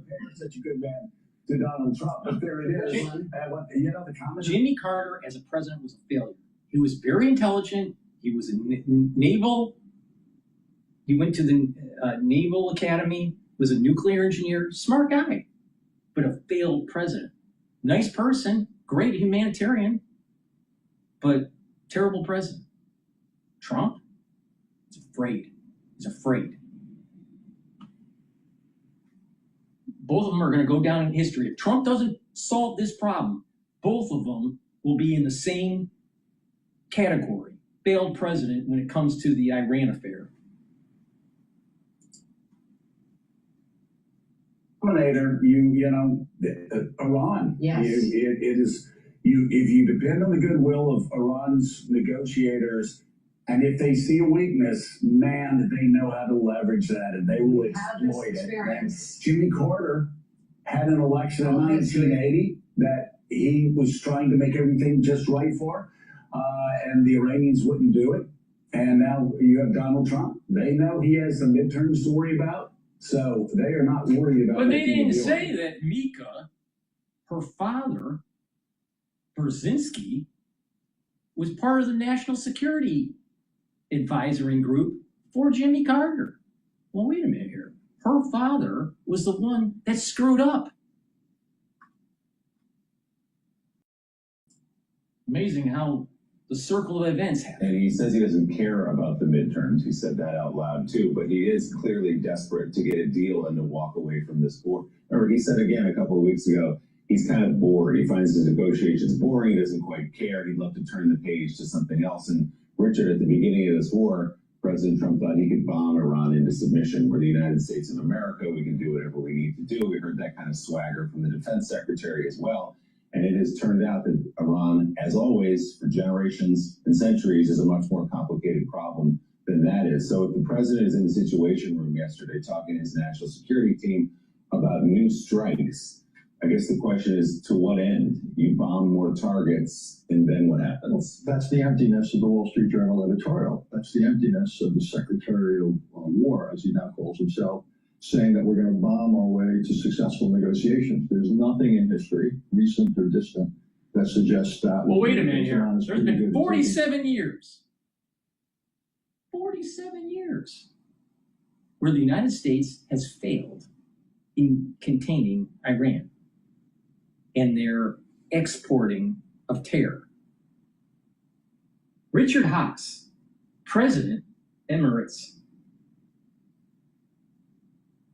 of the CFR, Council of Foreign Relations. That's the think tank that does the white papers trying to convince policymakers on what to do around the world. The CFR has failed for 47 years. He represents the failed policy.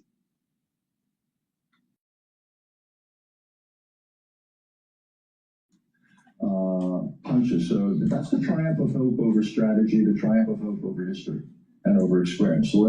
So that's not gonna work. Plus, as we've seen, the United States appears to have hit a water storage area in southern Iran. You know what it is? These are all talk. They're just all talk.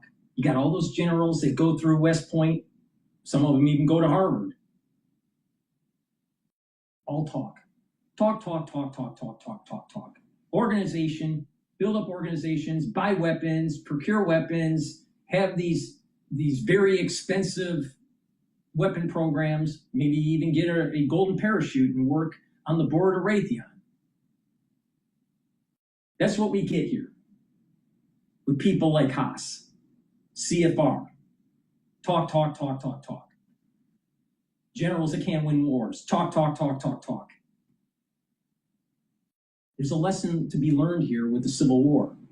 The first generals that were part of the Civil War under Lincoln didn't want to fight. They were great cadets at West Point. They had great organizational skills. They had great training ability to instill into the recruits, but they weren't willing to fight.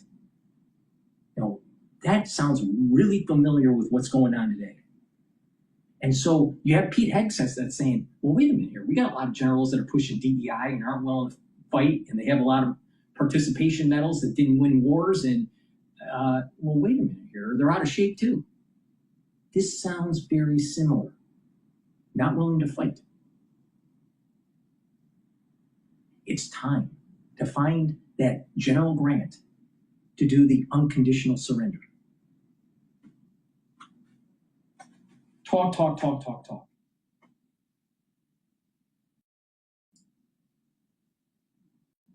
Do we want to see? Do we want to see Iran go after the Saudi desalinization plants? Do we want to see basically most of the energy infrastructure and water infrastructure in the region has been off limits? The last thing in the world we should want to see is what has been a crisis become a true calamity for the region. Why not? The world. Why not? That's what General Grant did.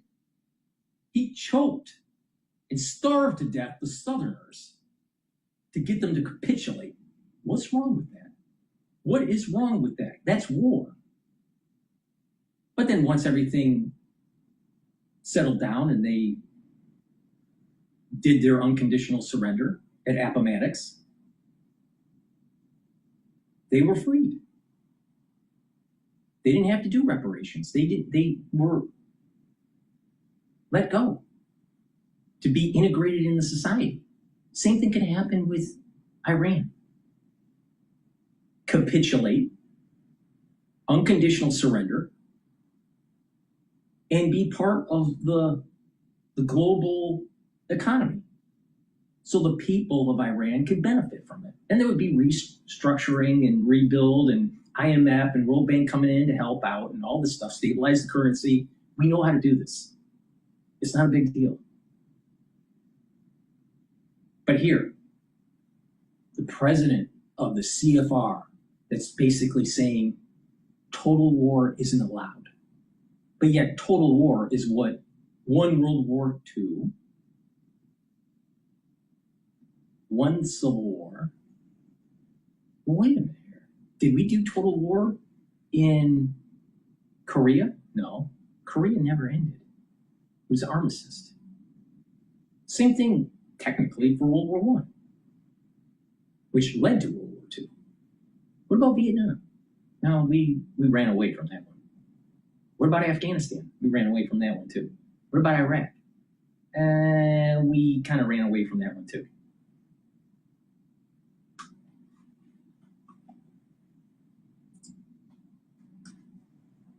Really careful. Hey everybody, it's Mark Kelly. I'm here with John Ossoff here in Georgia because this is the most important Senate race this election cycle in the entire country. This is a place where Donald Trump won. So we've got to be really careful. So not only will more military action probably All talk. Escalation will not serve us. The president knows that. Which, by the way, what's the answer? What's the answer then, Richard? Is the answer? Since he is the president of the CFR, don't you think that he should know American history? The answer is total war. Choke them to death. That's the answer. But can he say it? Please, Haas, please. Use your brain. Using military options to open the strait? Is it the status quo? What is, if you were advising the president this morning, what would it be? What would you tell him? I would tell him, kill the Iranians. Nuclear, just continue to send the message. So long as you don't change the status of the nuclear materials, we won't attack that. That's fine. We've lived with that for months, Joe. We can do that. And there'll be no financial transfers of any sort. Keep the nuclear material, but don't enrich it anymore. That's what he just said. This is the president of the CFR, the Council of Foreign Relations that does the white papers and is the thinking group of our foreign policy. Now we know why we're fucked up. Shit. This is the reason why we have the problem. People like him. The intelligentsia isn't willing to fight. You open the strait. We keep the blockade in place, and we have to wait. That is our strategy for now. Might mean waiting a little bit long. Iran is in serious economic difficulty, and what we try to do, I think we where we can, we ramp up economic pressure. You sound like you agree with J.D. Vance more than Donald Trump, who always says this deal is 2 or 3 days away. J.D. Vance saying this might take a year. If you wanted, he didn't say if you want to do it the right way, but he said we may be in this fight for a year. But what you're saying is if you want to do this the right way, and you're the president, you're just going to have to wait it out. It's not going to be in 3 days. It's not going to be in 5 days. It might be in 3 to 5 months where you maintain the status quo. You have this sort of Cold War, and you wait for Iran to need a deal because they're being so choked off economically by the Richard Haas blockade, trademark reserve 2026. You Richard can't Haas. do that, Morning Joe. Maybe you should drink your morning coffee. Morning Joe, the longer you wait, the less political capital Trump has to actually execute a war in Iran. It's common sense. Come on, Morning Joe. Wake up.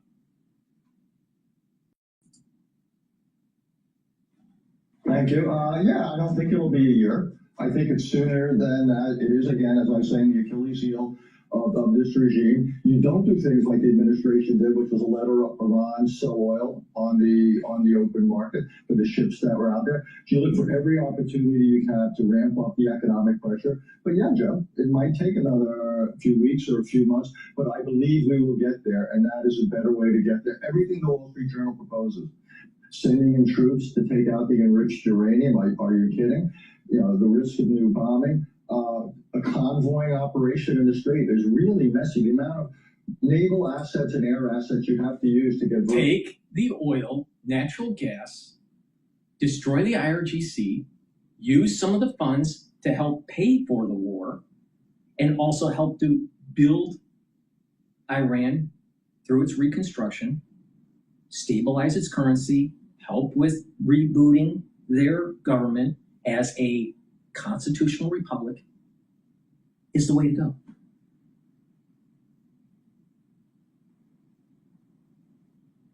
But Haas said it's okay to keep the nuclear material, Iran, as long as you don't make any more.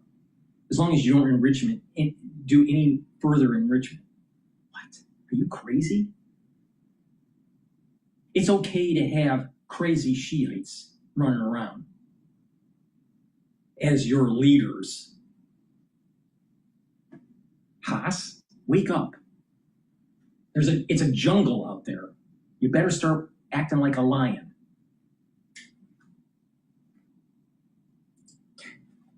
Haas is a dipshit. No oil through. The ratios make no sense. So yeah, we don't have great options, and guess what? That's what happens when you start a war you shouldn't start. So, Caddy, let's talk about the outcome of those potentially not great options. We weren't supposed to worry about the nuclear material from Iran. We're supposed to let them continue funding Hezbollah and Hamas. We're supposed to let them start to build up more missile capability in terms of range and accuracy, and build up their drone capability to threaten the GCC. That's what Haas is saying. President of the CFR. The paper belt, the intelligentsia of Boston, the intelligentsia of Washington, D.C., the intelligentsia of New York City. These people that are running these think tanks are crazy. Almost as crazy as the Shiites in Iran.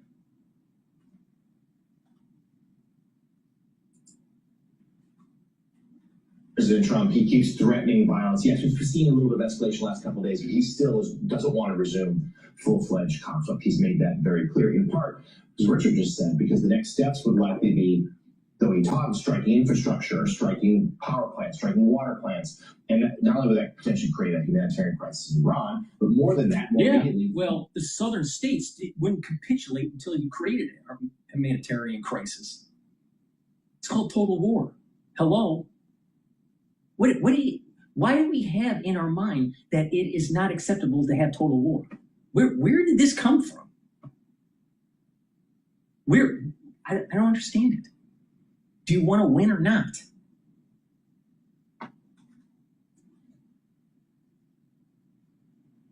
The sad thing about institutions of higher learning, the Ivy League Plus, they produce people like Haas, Richard Haas. They're afraid to fight. They over-intellectualize it all.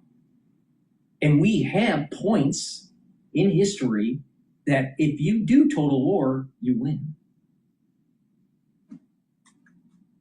So why don't we just channel our inner General Grant or channel our Caesar, march into Gaul, and chop the fucking heads off? No. The CFR says that's a humanitarian crisis. And you wonder why the American empire is crumbling. Because we have an intelligentsia that doesn't know anything but to push paper. The Iran striking back and doing the same to its neighbors in the region. So if we do just settle into this sort of Cold War, like low-level hostilities, what that's going to do is keep energy prices really high for a long time as we barrel towards the midterms. Yeah, and every week that the energy price is higher, we're getting closer to November when that vote takes place. I think the only downside of what Richard's suggesting is that we could be reaching something of a more critical moment in energy prices from what I'm hearing, that US inventories are the lowest they've ever been on record at the moment because it's not just the energy, but the baking in of inflation in goods and services. Permanently. Trump went too far with this. He needs to, in terms of trying to negotiate. He should have been smart enough to see that they were just playing him along. But he was afraid. It was a combination of he was too optimistic about getting some sort of realistic peace agreement. He was way too optimistic, and he was afraid. He was afraid to be General Grant. He was afraid to actually be Lincoln. And there's positive externalities when this happens. We'll be able to control the oil in that region and chokehold, if we need to, China. See, if we want to play nice with China, we'll let the oil flow. If we don't want to play nice with China, we shut them off. And this will force them to not go into Taiwan. Richard Haas didn't say that. Now, is he pro-China, or is he just too stupid to see this? I don't know. It could be a little bit of both. Getting exported from the United States.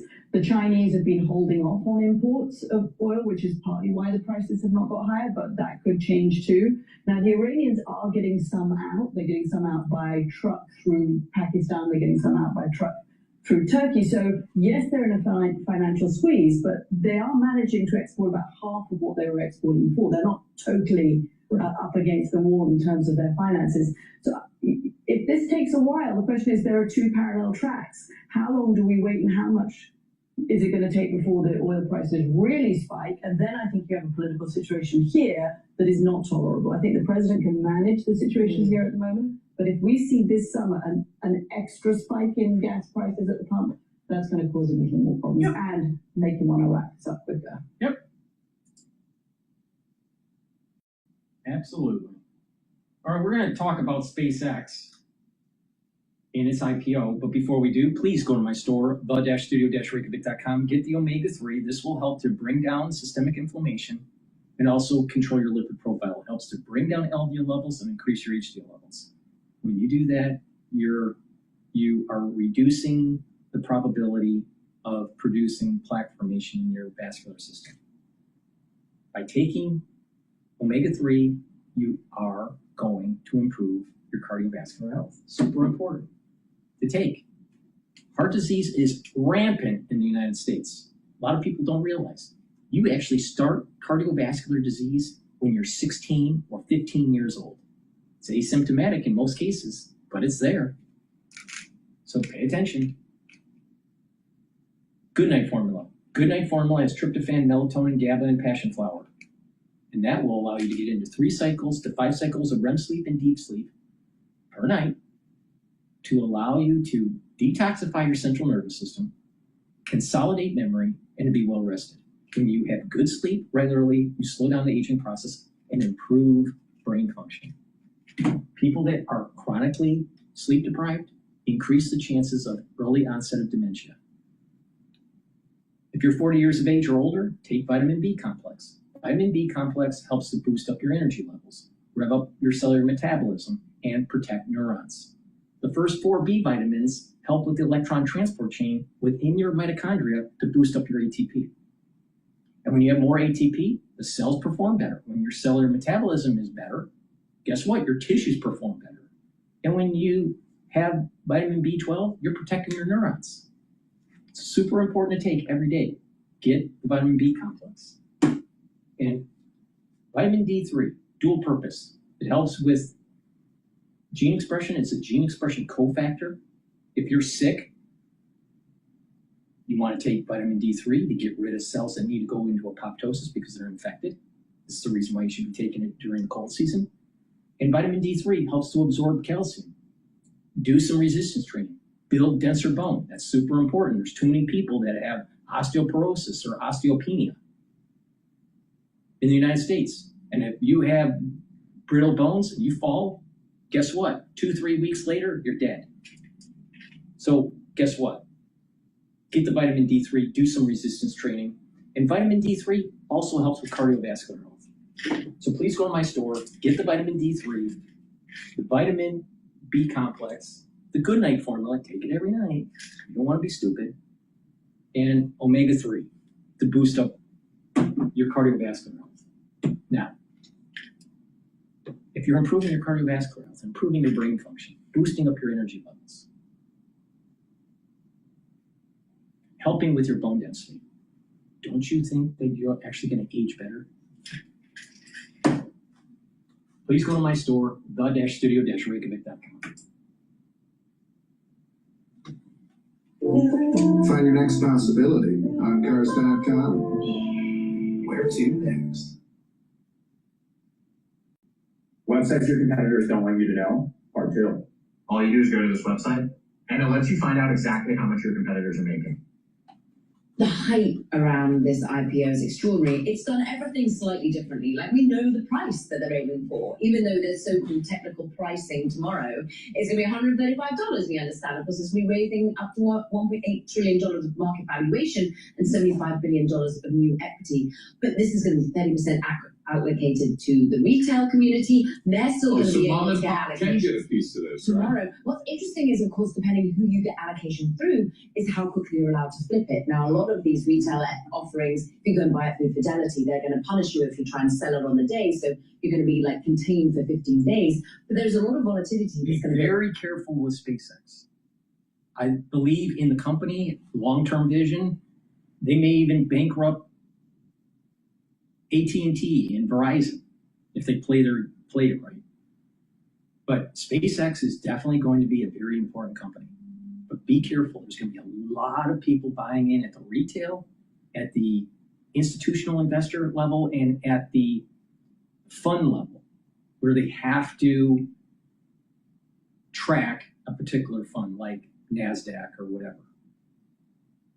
So you have fund managers buying in, institutional investors buying in, family offices buying in, retail. Wait. Because all of this flood of money coming into the IPO, it's going to go up, right? So if it's going at 145 or whatever, it may go up to 180, 200. But be patient. It's probably going to go down 30% from the high. And when it retraces to 20, 25, 30%, buy and hold it. Be patient. Don't be stupid. There's many think that the price is going to be pushed higher by the amount of passive funds. They're going to rush in to buy SpaceX because there's been this fast tracking of entry into a lot of the main indices, like the NASDAQ, for example, of SpaceX shares. And so suddenly, if you're a passive fund and you need allocation, there's going to be this sort of fuel and frenzy behind it. But all of this is to say that demand is clear.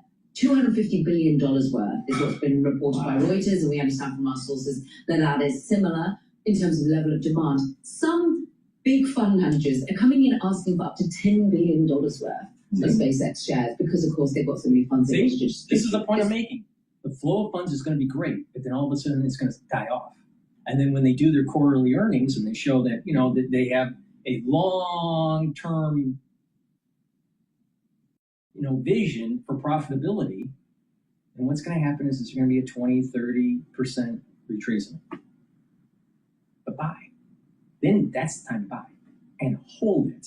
Maybe accumulate over time more shares. This is something that I don't think SpaceX is a stock that you should be buy and sell, buy and sell, buy and sell. Don't be stupid. Accumulate. But wait for the retracement and hold it. And if you take my advice and you do this, you may end up being a millionaire over time, like 10, 15 years down the road.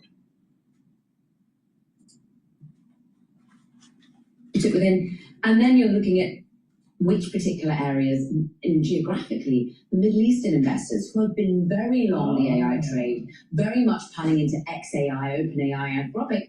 Well, we know the Kuwaiti investment fund has been asking for about $5 billion worth. We know that there's been big demand coming from the other players as well. So clearly, the hype cycle's there. I mean, we've just got 2 more days to white knuckle this. Yeah, like Prince Alawi bin Talal, he was one of the early backers of Elon Musk. He's going to get a big payday, it looks like, right? Yeah, and it's going to be interesting as to whether people hold on to their allocation, whether it's paper money, whether they want to sell more broadly in the future. And look, this is why there was that great reporting yesterday, wasn't there, showing the truest data that if you look back at the 30 biggest tech IPOs in the last 15 years, generally, a majority of them will sink in their first 12 months of trade.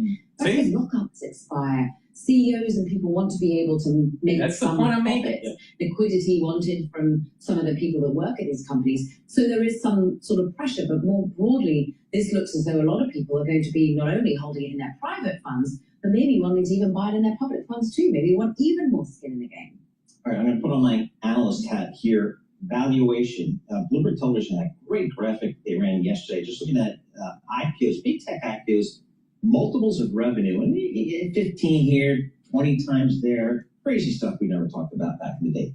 This one, SpaceX, 95 times revenue. It's kind of like Tesla, right? Yeah. What could possibly go wrong? Is there any pushback you've heard from the marketplace? From some of these meetings on valuation, I haven't really seen any. I think it's all about whether you believe in the cult of Elon Musk, whether you believe in the idea of getting orbital data centers. They've started to at least show demonstrations, pictures, if you like, of how that might work. So that's been a key focus. But really, in the same way that Tesla does not trade on fundamentals of electric vehicles, nor does SpaceX. It's bigger than the sum of its parts when you're putting all the business together, because it is the idea of Mars, it is the idea of the moon, it is the idea, though, that this currently is almost a monopoly.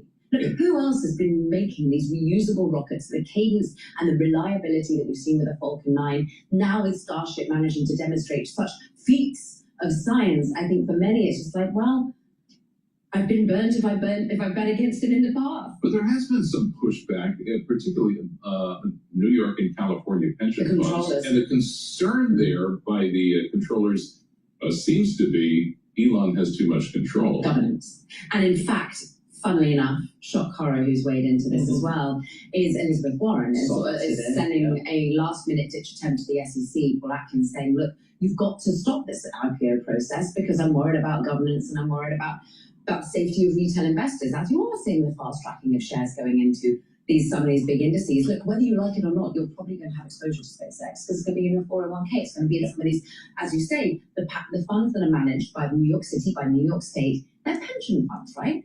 And they're saying, look, we're not so averse to this that we're going to rule out them in our funds. But we are going to keep trying to chew Elon's ear, trying to get letters to him, which he thus far hasn't responded to, saying, we're worried about this. We're worried about your 80% voting rights. We're worried about the overall governance structure of the business. And look, like, for many investors, they want a founder mindset. They want the ability of Elon Musk to be able to drive forward with the big decisions.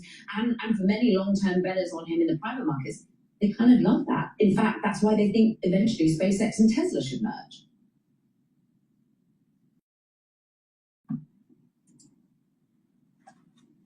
Be careful with SpaceX IPO. Wait it out. But I do think long-term you should hold hold SpaceX. Please go to my store, the-studio-reykjavik.com, get the cleanse or the Max 35. This will help to boost up your innate immune system. Take a teaspoon a day, swish it in your mouth, gargle about 20 to 30 seconds. This will help to improve your oral cavity and your oral pharynx, maintain a mucosal barrier, and help the health of your epithelial cells in your oral pharynx. Super important. So you take a teaspoon a day, swish in your mouth, gargle 20 seconds or so, and then swallow. I've been doing this for over 6 years every day. Now, if you're not feeling well because of allergies, take a tablespoon or so. During the cold season, take a tablespoon.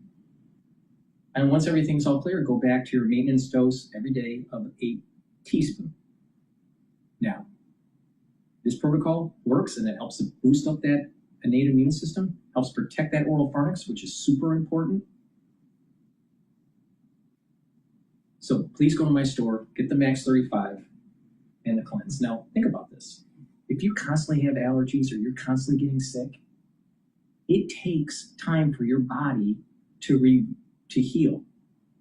So when your cells are damaged, they either go into permanent necrosis or temporary necrosis. Permanent necrosis, and then they have to die off and go through an apoptosis pathway. But if it's temporary necrosis, then it takes time for it to revert back to a healthy cell.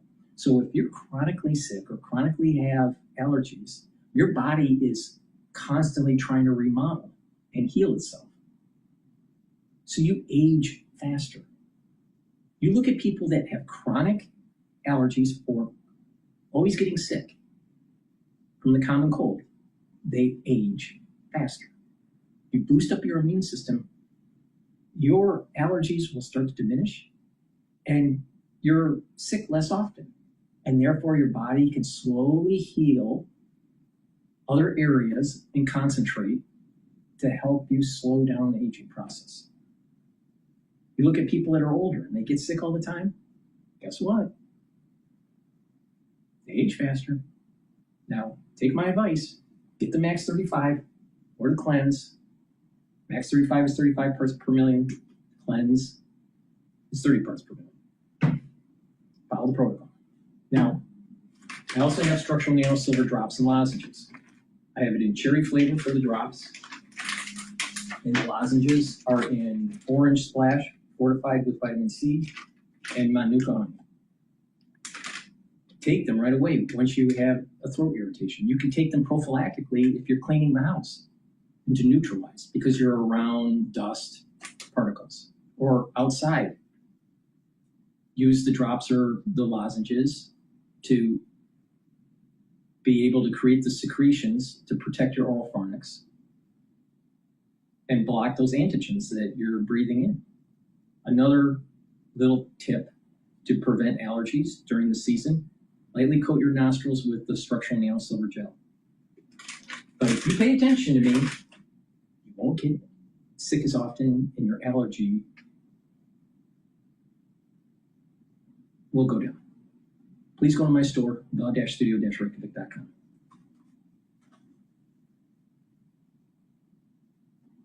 Oh, 11 minutes ago, Pentagon in lockdown over biohazard incident. We have breaking news at the Pentagon. We are continuing to follow this big story right now. According to the Pentagon, the hazardous materials team is now scrubbing several locations inside the Pentagon's A-ring. That's the centermost location in that building. And this is a live look there now. So you can't see what they're doing on the inside.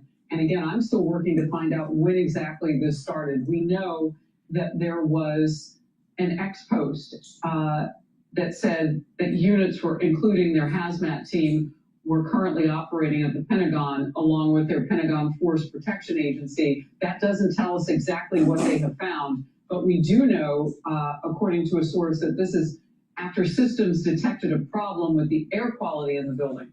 So the air quality in that centermost part of the Pentagon, those offices inside that structure, a device picked up some kind of biohazard scent And the Pentagon source we've been talking to at Fox News says that they haven't found anything yet. There's no indication that this is nefarious.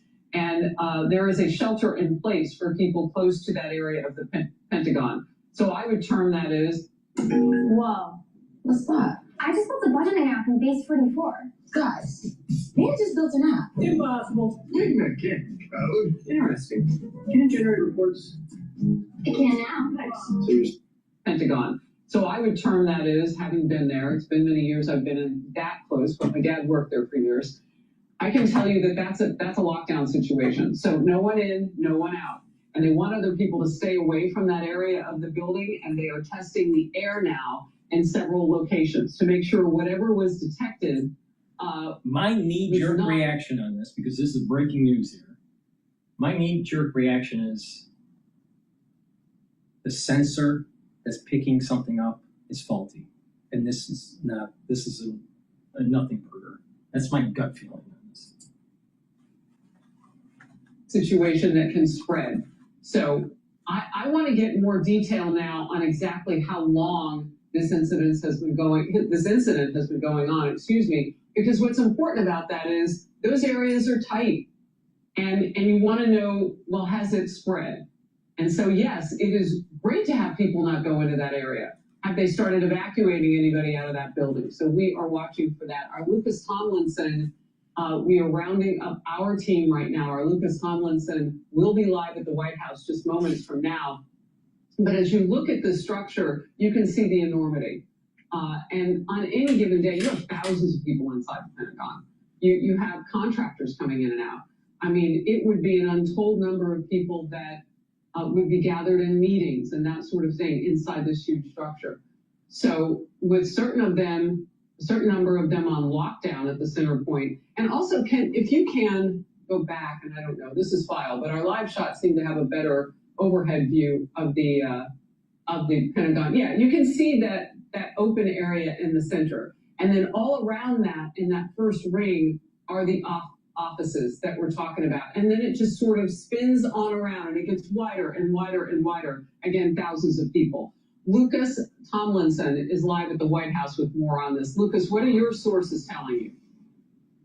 Well, right now, Harris, we have a statement that just came out from the Pentagon, from Pentagon spokesman Sean Parnell. I'll read it for our audience. It says, quote, "The Pentagon has sophisticated systems to ensure the safety of the building and its occupants. These systems have detected an air quality issue necessitating precautionary measures until we determine its significance. The department is executing standard protection protocols, including a shelter in place for the affected area. Response teams are in place and ready to support the building."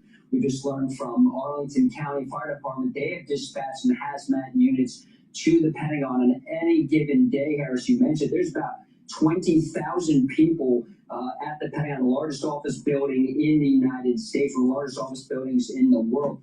For now, this appears to be a detection issue, no verification that there is, in fact, actual hazardous material. We learned that some areas of the Pentagon are being scrubbed down. But, of course, anybody walking into the Pentagon, whether you work there, you've been cleared. The general public cannot just walk into the Pentagon, and certainly anyone carrying any hazardous material you think would be detected. But tour groups, there are some tour groups that do go through the Pentagon.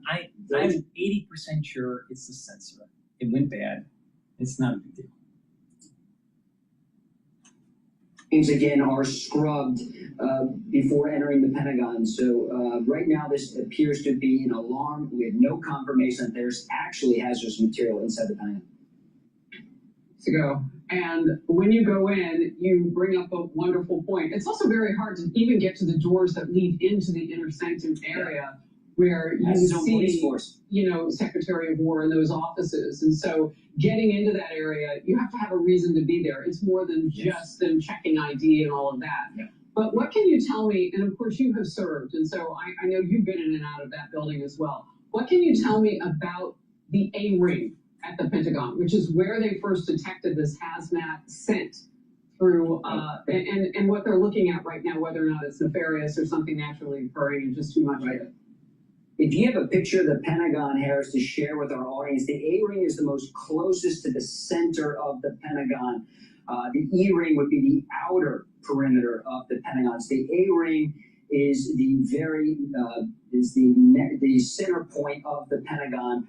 It goes A through E. There's a numbered system with corridors 1 through 9. And so the A-ring would be the closest to the courtyard. As you can see on this map, you see the courtyard there in the middle of the Pentagon. Obviously, as the name suggests, is a 5-sided building with about 20,000 people that work there on any given day. And you mentioned the contractors, Harris. Of course, you have service members from all the branches, Army, Navy, Air Force, Marine Corps, Space Force now working there. You also have service secretaries. You have the Joint Chiefs. So you have the top military officials from each branch represented there. Needless to say, there's a lot of brass that works in the Pentagon on any given day, which is why this is a story we're talking about right now. It's in fact, I was in the Pentagon years covering for Fox. I don't recall any hazardous material alarm ever being sounded. So what makes it notable? But again, we have to stress right now it's an indication, an alarm that there's hazardous material, but we have not received any confirmation that there's actually hazardous material in the building. There is some precautionary scrubbing from some hazmat teams, and the Arlington County Fire Department is on scene, we're told. And if memory serves, it's really interesting. It's about 17 and a half miles of corridors through there. But I remember that even though it's that big, it only takes you a few minutes to walk to any 2 points because of the efficiency and the design of this. So when you talk about moving people around in that structure, it's very efficient to do that. I have a map in my hand from one of our team members, and I'm hoping we can get this on the screen because you needed it too when you were talking, but you did a wonderful job of telling us what we're looking at. So the A-ring is that inner area. Secretary of War Pete Hegseth's office is on the 2nd floor of this 5-story building. That would be the E-ring. And that's in the E-ring, and you mentioned that. And so is General Payne's office. In fact, I know they're, not far from one another. That's on the 1st floor. So it is 5 floors above ground plus a mezzanine and a basement. So when I tell you, and the number can be as many as 27,000 people in that structure at one time, when I tell you that it can hold a lot of people, as you and I have been saying, Lucas, don't doubt that for a minute because not everybody works there. It can be those contractors. So we've got that. Lucas, please stay with me. I want to welcome into the conversation Bill Daley, former FBI investigator. Bill, are you with us? I'm with you. All right, you're joining us by phone. Lucas is with me too on screen, so we will toggle back and forth. First of all, have you been able to find out anything? And as you watch this, what do you think is most important for us to know? Well, as I'm watching it unfold, there are a couple of things to be thinking about. First of all, is that, as you and Lucas have said, is that the Pentagon is really kind of a city by itself. In fact, the metro stop that goes underneath the Pentagon is Pentagon City. It's a huge complex, both above, below ground, and as you said, it has many thousands of people working there at any one given day. I would probably say, as having worked more so in the private sector and looking at facilities after 9/11, I don't know specifics and certainly wouldn't speak about them if I knew about the Pentagon, but I would just say broadly is that many buildings, including government buildings, have put in sensors to detect any biological, chemical type of weapons, whether it be coming through air systems, whether they be released by some other mechanism within the building. Certainly that was the concern after 9/11 when we saw kind of anthrax being sent to various news organizations. So a lot of focus was given on how to detect these. So we don't know at this point whether or not this was just a sensor that perhaps had contributed for some other miscellaneous reason or unrelated to an actual contamination, or whether it was something else that was some way brought into the facility, gotten into the facility somehow and released. So we're still waiting for all that, but I think what it does go to show us is that how effectively and efficiently that they're working on being able to safeguard people, to deal with the issues at hand. And as we go further along, and just kind of taking a bit through its natural progression, if this was in any way something more nefarious, and certainly something that was planned, that facility would have extensive coverage with regard to, closed circuit camera system and access control, and there are certainly, compartmentalization that goes on within that facility that they have various levels of being able to understand who's in there at any one time. Lucas has talked about perhaps, tour groups coming through, but all these, if you are going in a tour group, you need to be screened, you need to provide information about who you are. You just don't go show up at the door and say, I want a tour. So there's a lot of things that can be done afterwards to find out, in fact, if something was put in for some nefarious purposes. But at this point, it could very well be perhaps a sensor or some other mechanism that is indicating that there's some type of contamination, or maybe release of some material that is being detected as being contaminated when in fact it's maybe related to construction or something else going on. Yeah, I mean, you're bringing up all those points, and your acumen as a detective and an investigator for the FBI is certainly showing, because you're coming up with scenarios that would explain things that you have seen before, and that's in an investigation and even in a response like this, I would say, Bill, really where you start. You want to just, first of all, take off the checklist all the things you've seen and what it could be that we know that we could be looking for, and then you're going to go deeper and look for other things. Be sure to like and subscribe for all the Fox News latest on YouTube and catch full shows streaming now. I don't think it's a big issue. Please go to my store, the-studio-reykjavik.com. Get the structural nail silver toothpaste. Has no fluoride, will whiten your teeth, freshen your breath, neutralize. Also, it'll improve your gum line and bring down inflammation at the gum line. Super important to take. Use it every day. This structural nano silver toothpaste will improve your oral cavity, and by improving your oral cavity, you're improving your cardiovascular health. A lot of people don't realize there is a correlation between oral health and cardiovascular disease. It's not the only way to get cardiovascular disease, but good oral hygiene is super important, especially for valvular disease. So please go to my store, the-studio-reykjavik.com, and get this structural nano silver toothpaste. Get a few tubes of it for your home. Use it every day, especially during the cold season. Now, structural nano silver gel, dual purpose. You can get it in the tube form or the quick dispenser called Renew. Use it the same way. You can put it on your skin as a daily skincare to improve the top of your skin. You can put it on a cut, an abrasion, or a minor burn. They'll help to heal it quicker, about 1/3 of the time quicker. If you're not feeling well because of the cold season, or someone around you is not feeling well, put it on your hands, around your eyes, around your ears, around your nose, around your mouth, lightly coat your nostrils. It stays active for 5.5 hours. If you're outside and you get allergies, lightly coat your nostrils, and it'll help you to mitigate those allergens. Please go to my store, the-studio-reykjavik.com. Get the Renew, which is the quick dispenser structural nano silver gel, or the tube version. Both are very high quality. Please go to my store, the-studio-reykjavik.com. Now, if you're 40 years of age or older, it's hard to build muscle and maintain muscle. It's called atrophy. Myotrol will slow down the atrophy and allow you to build muscle. It has polyphenols, flavonoids, and lignans to help with the gene expression to build muscle. This will also help the health of the mitochondria within your muscle to have the energy to maintain and build that muscle. Myotrol will also help athletes, younger or older, to build muscle. And you can take Myotrol separately, or you can stack it with Gladiator barley to build muscle. So do some resistance training, take the Myotrol for gene expression. And I highly recommend stacking it with the Gladiator barley. Please go to my store, the-studio-reykjavik.com, prevent atrophy.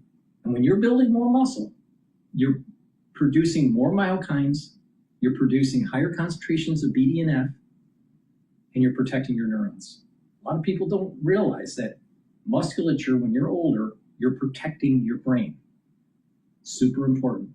And with more resistance training, you're also strengthening your bones, you're improving your posture. When you're improving your back muscles, you're improving the posture, you're helping with venous return flow to your heart. So better back posture, because of better musculature in your back, will lead to better cardiovascular health and better lymphatic flow. You're going to be able to have that flow move better. Why?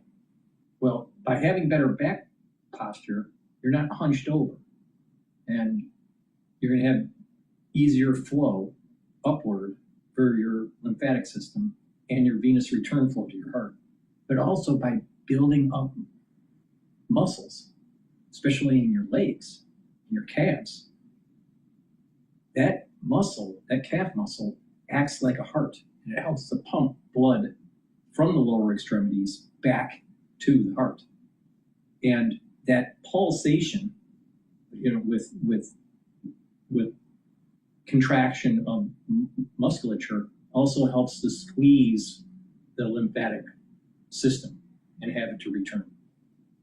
So musculature is super important for lymphatic flow, venous return flow to your heart, and also brain function. So please go to my store, law-studio-reykjavik.com. All right, let's listen in to Bloomberg. In Iran. You heard about this yesterday, right around this time on this program, when we spoke with Nikki Haley, the former U.S. ambassador to the United Nations, who recommended that very move and more. Here's what she said. The only option is to win. Trump has to finish what he started. And the key is stop waiting for a deal. Finish it. They're very weak. But what you have to do is go after their finances. You do have to acknowledge Carg Island is where they get their revenues from. And at some point, that's going to have to be addressed. And just like that, less than 24 hours later, the United States will be hitting Iran, the president writes, very hard tonight. At some point in the not-too-distant future, we'll be taking Carg Island and other oil infrastructure points and assume total control of their oil and gas markets, much like we have with Venezuela. So somebody put Carg Island back in the water here. And we want to talk more about what this would mean and what it would take to seize the island with the help of the great Dr. Rebecca Grant, Senior Fellow Vice President for Defense Programs at the Lexington Institute. Doctor, it's great to see you. Welcome back to Bloomberg. We've got lots of questions for you, and I know that you and I talked about this very thing, as I mentioned in the outset of this conflict. Now that we've struck some targets on Carg Island, what would be involved in seizing it? This actually would be a lot easier than it would have been back in February or March. There was a heavy series of strikes. About 90 targets were hit. They hit some military facilities, obviously left all the oil infrastructure alone. Back in March, it was hit again in April. And I'm going to tell you, from a pure tactical perspective, this is very doable for the forces that Central Command has in the region. We've got the USS Tripoli, which is a helicopter carrier with 2,000 Marines embarked. A lot of Army forces also up there in Kuwait and throughout the theater. So, you do the standard procedure. You put the air power over top of it, constant close air support, and then a possibility air assault. There's even a small runway already on Carg Island. Oh, fascinating. Seizing it is one thing, holding it is another.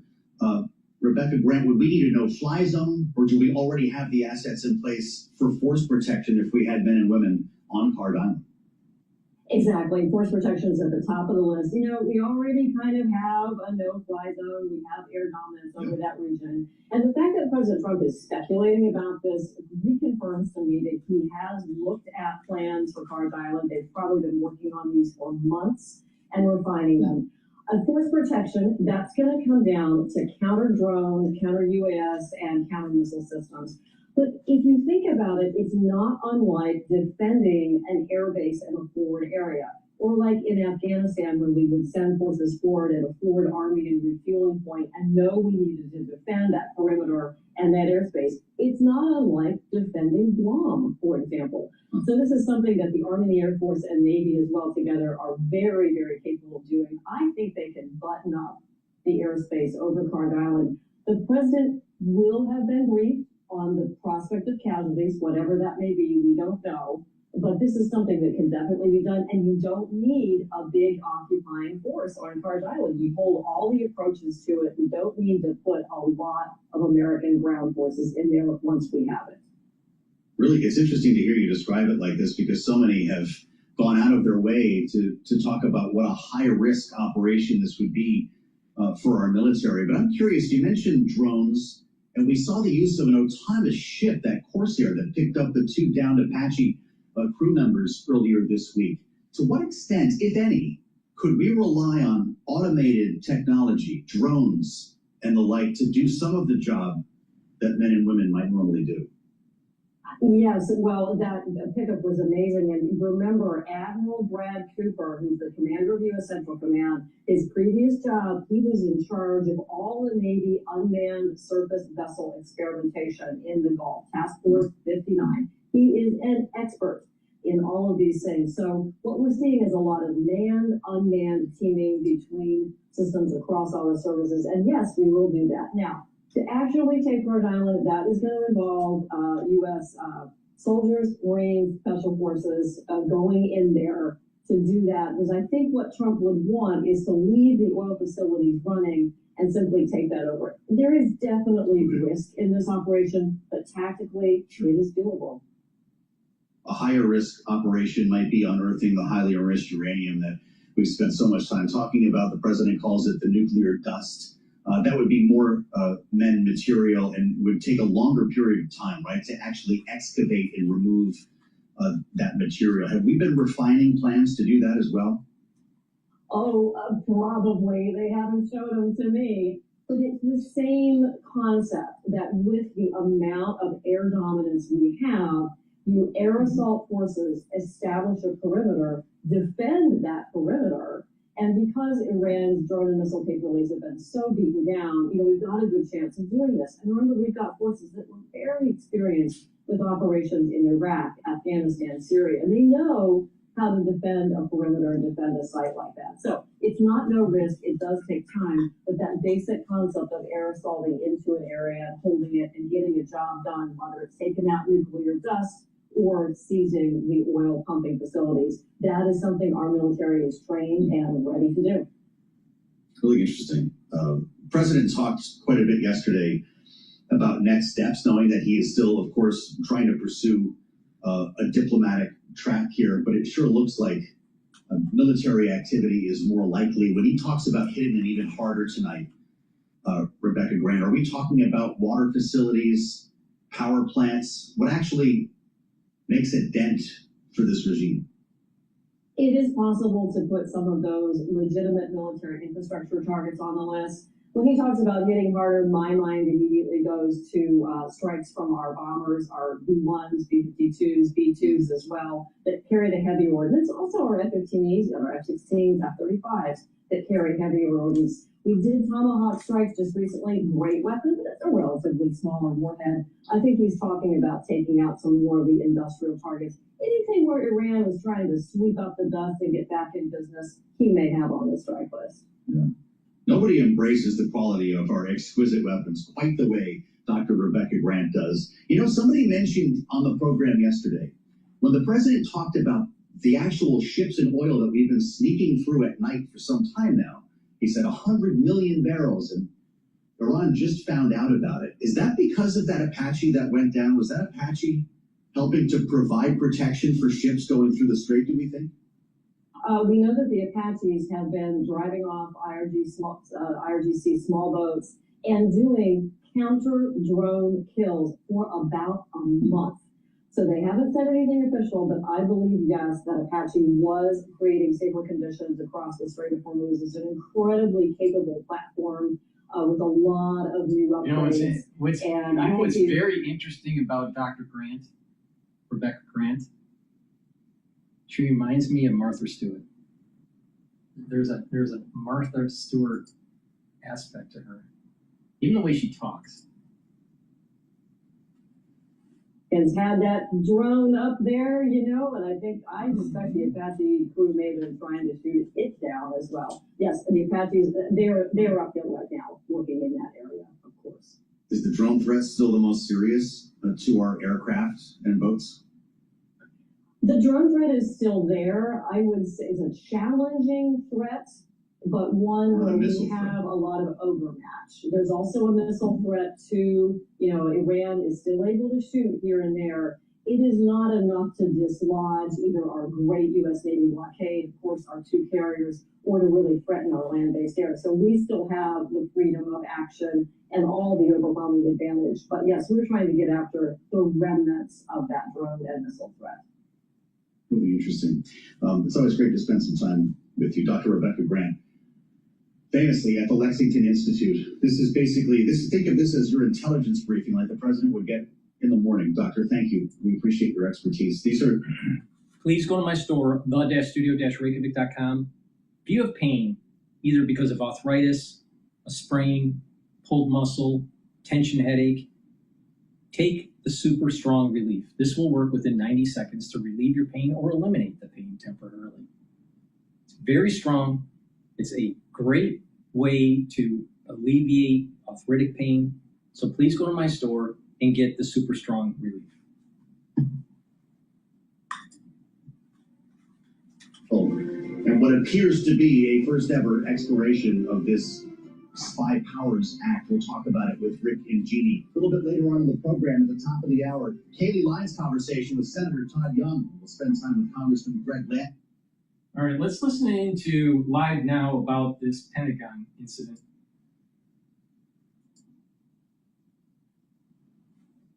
Sacred releases immediately and blocks acid that causes heartburn for 24 hours. Feel the difference. Cool any room in 90 seconds with this NASA-engineered affordable device. It's smaller than a toaster, cools any room in 90 seconds, and uses just a... Welcome back to Live Now from Fox as we continue to follow some breaking news out of the Pentagon. This is a social media post from the Arlington Fire and EMS. They shared this maybe just about 20 minutes or so ago, stating that their ACFD units, including our hazardous materials team, are currently operating at the Pentagon in support of the Pentagon's hazmat team during a hazardous materials incident. We do have a live look there outside of the Pentagon. This is a live look from the exterior of the building. And we have seen the camera pan from side to side. As we take a look at this, we really can't see much in terms of that hazmat incident. And the information that we're getting into our newsroom is just that tweet stating that Arlington Fire and EMS units, including their hazardous materials team, are currently operating at the Pentagon in support of the Pentagon's hazmat team during a hazardous materials incident.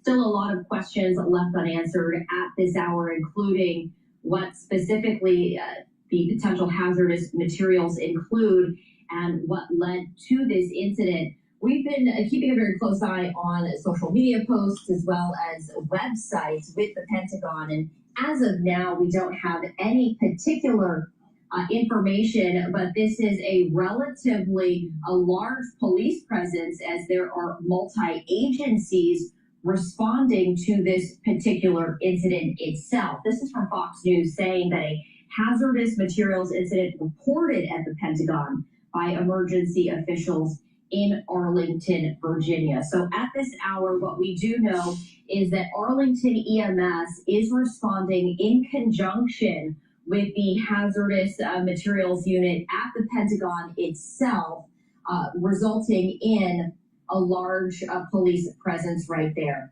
I'm continuing to comb some of these informations, and I'm pulling up our Fox 5 DC web article on this. It also shares that, stating that an incident involving hazardous materials prompted an emergency response at the Pentagon this morning. The Arlington Fire and EMS said its units, including its hazardous materials team, responded to assist the Pentagon Force Protection Agency with this situation. As we continue to read this article, it says officials have not released details about the type of hazardous materials involved. So this continues to be developing at this hour.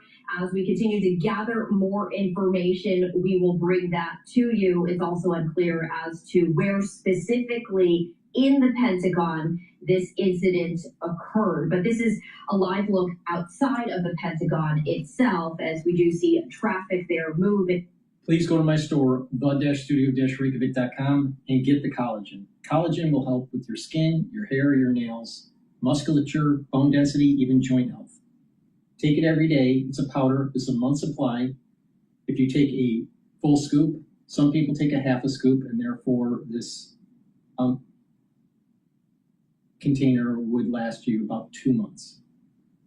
It depends on your height, your BMI. So please go to my store, the-studio-reykjavik.com, get the collagen. This is a powder, so you can mix it with soft foods. I mix it with hummus. You mix it with yogurt, a smoothie, milk, filtered water. Some people even put it in coffee. So please go to my store and get the collagen and help to improve your dermal layer, your musculature, your bone density, your joints. Really important to do this regularly. Now, collagen works even better if you take the vitamin C and magnesium supplement that I have on my store and drink filtered water. The vitamin C will cross-link with the collagen and improve your dermal layer. So please go to my store, get the collagen and the vitamin C and magnesium.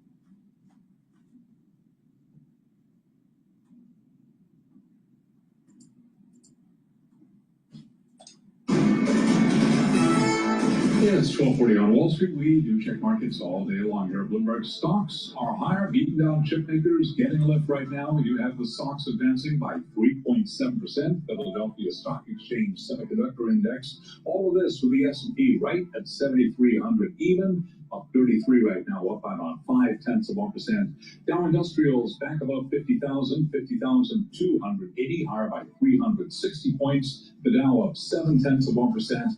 The Nasdaq Composite Index up 0.7%. The Nasdaq 100 Index up 1.2%. All this with a VIX above 21 and a 10-year at 4.53%. Gold, $4,083 the ounce, up 0.3%. And advance for West Texas Intermediate Crude up 1.4%. 91.31 a barrel. Barrel of Brent, 93.84, up by 0.8%. Bottom line here, traders are facing a cautious rebound in stocks, even though lingering worries about an escalation in the Middle East conflict are whipsawing the oil market. So with those heightened tensions, why are stocks higher, even as oil climbs? Tracy McMillian is Global Head of Asset Allocation Strategy at Wells Fargo Bank. Investors are hoping that the latest escalation in the war is going to bring both parties back to the negotiating table and that we'll finally see some progress there.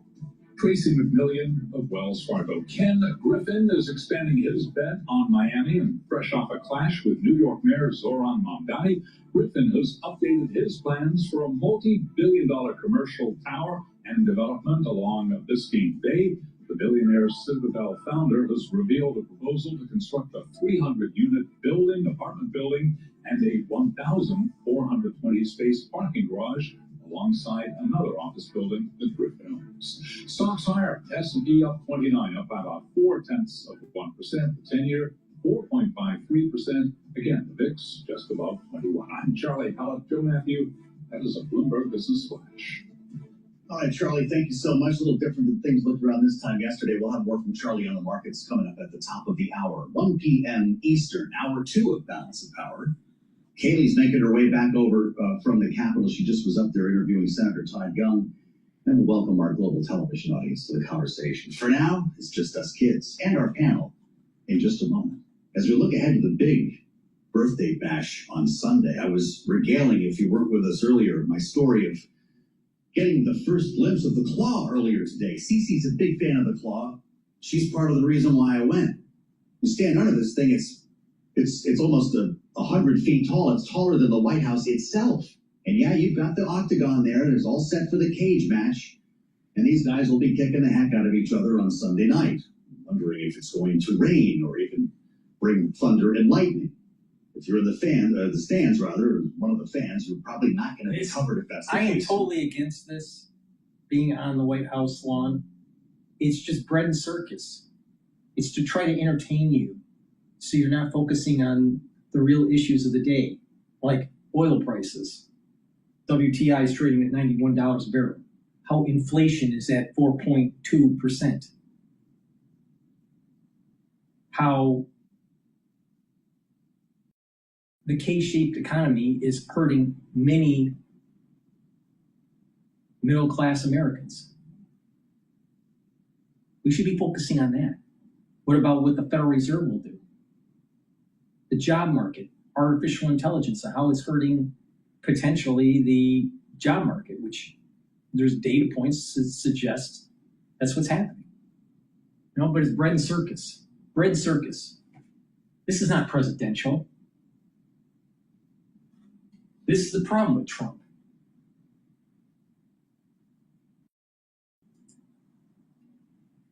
Nitro Circus Tour. If you're on YouTube, look at that. Where the heck do you put a motorcycle ramp? With all, is he going to end up in the trees? Does he jump over the White House itself? This is going to be a heck of a weekend in Washington. And the president's going to be in a mood because FISA just failed. You know, he was talking about it on Truth Social yesterday. It's FISA 702. Everyone's upset about Bill Pulte. Yes, D's and R's. It was a bipartisan failure a short time ago in the House of Representatives, right before we came to air. 218 to 198, 19 Republicans joining nearly every Democrat in opposing this would be a first ever expiration of FISA 702. And it's because of opposition to Bill Pulte being the DNI. If you're with us, you know this whole saga by now. The president told Speaker Johnson yesterday he's actively working on a new name, on a permanent replacement for Tulsi Gabbard. Until we hear a name, this might not pass. And we're almost 24 hours away from the expiration. Let's bring in our political panel to get through all this. Maybe not the motorcycle jump. I don't know if Jeannie's into that, but they're both with us now. Bloomberg Politics contributors Jeannie Shanzano and Rick Davis. She is our Democratic analyst, democracy visiting fellow at Harvard Kennedy School's Ash Center. Rick is back too, Republican strategist and partner at Stone Court Capital. What's it like, Jeannie, for Democrats to be joined by 19 Republicans in saying no to the president? First of all, Joe, I want you to know I'm very much into motorcycle jumps. Do you? I don't really care if Jeannie likes motorcycles. I really don't. FISA shouldn't have taken place because it erodes your constitutional freedoms, because it's just tied to the national security state to intrude on your freedoms. We shouldn't have this. This FISA thing was out of control. This is a tangential echo from the Biopatriot Act. Not the Biopatriot, the Patriot Act. But it being reinstated or extended is going to be an element of the Biopatriot Act. Now, for the ones that don't know what I'm talking about, the crisis that we went through in 2020 was like a 9/11 event, and that there were certain powers that the government wanted through HHS and through the military and track and tracing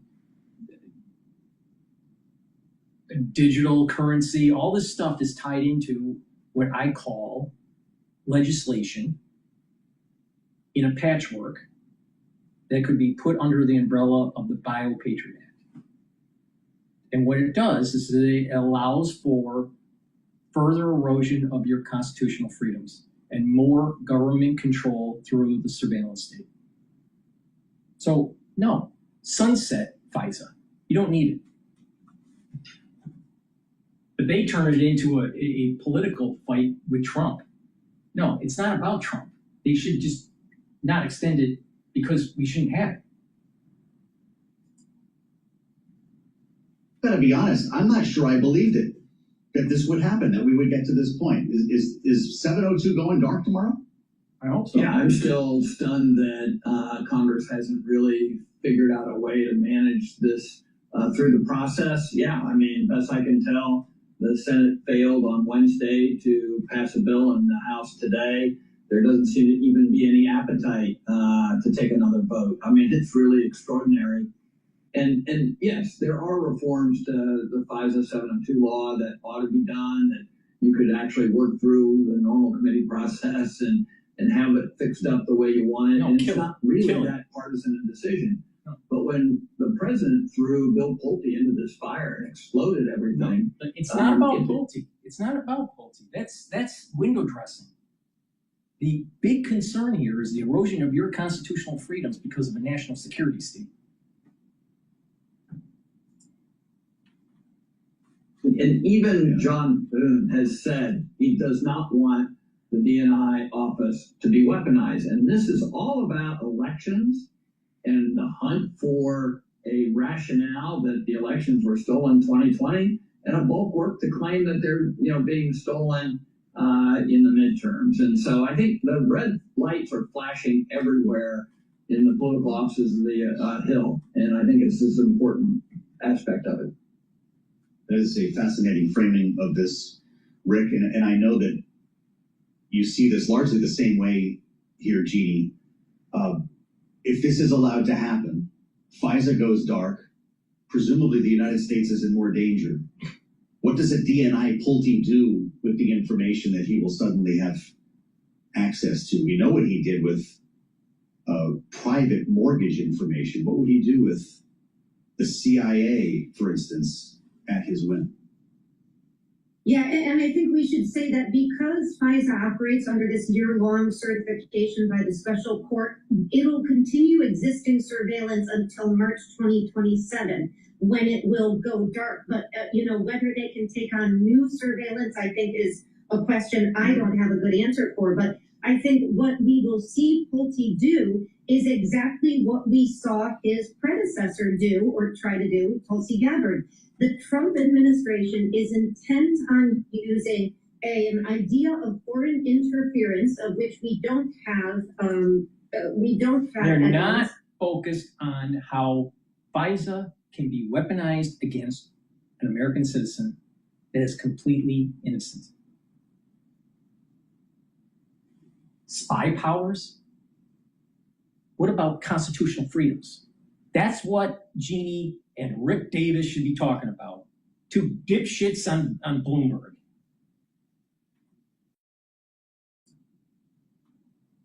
Now, of course, we're going to see Pulte, whose only qualification for this job is his fealty to Trump and his willingness to do whatever Trump wants. And Donald Trump has said that one of his jobs is going to be to find out about how the 2020 election was rigged. It was not.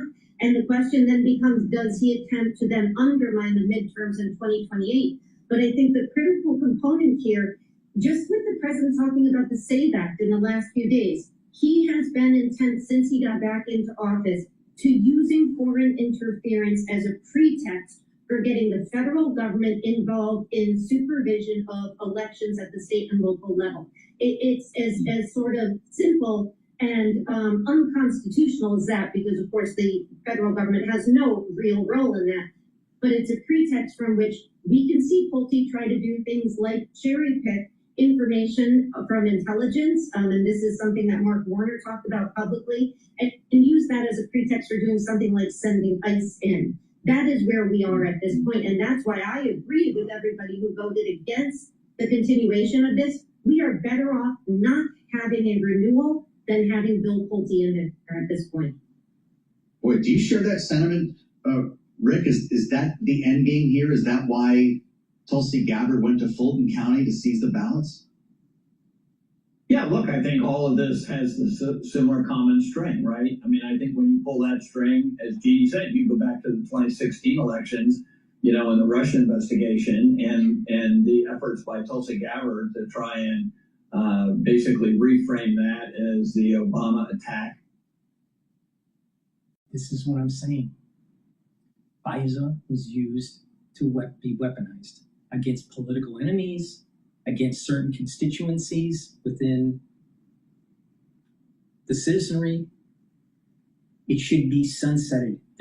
These spy powers should not even happen. This came right after 9/11. This was a 9/11 thing. Sunset the damn thing and stop it. The NSA has too much power. They don't need it. Well, they need to protect you. Wait a minute. Benjamin Franklin said this.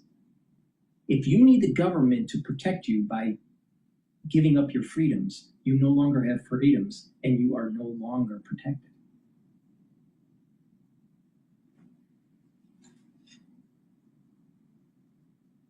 You don't have freedom nor security.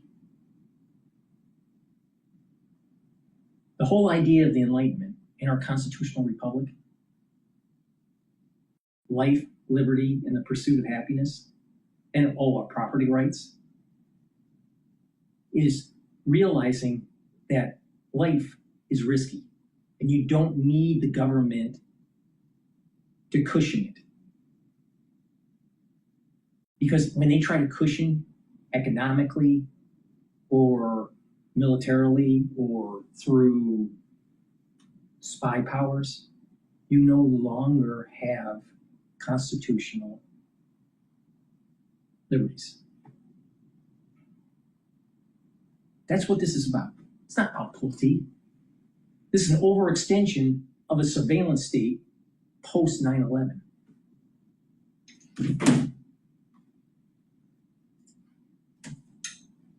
He seems to be. And you know, a flip side of this is the fact that the president, with this acting appointment, has revealed a huge contempt for nonpartisan intelligence gathering.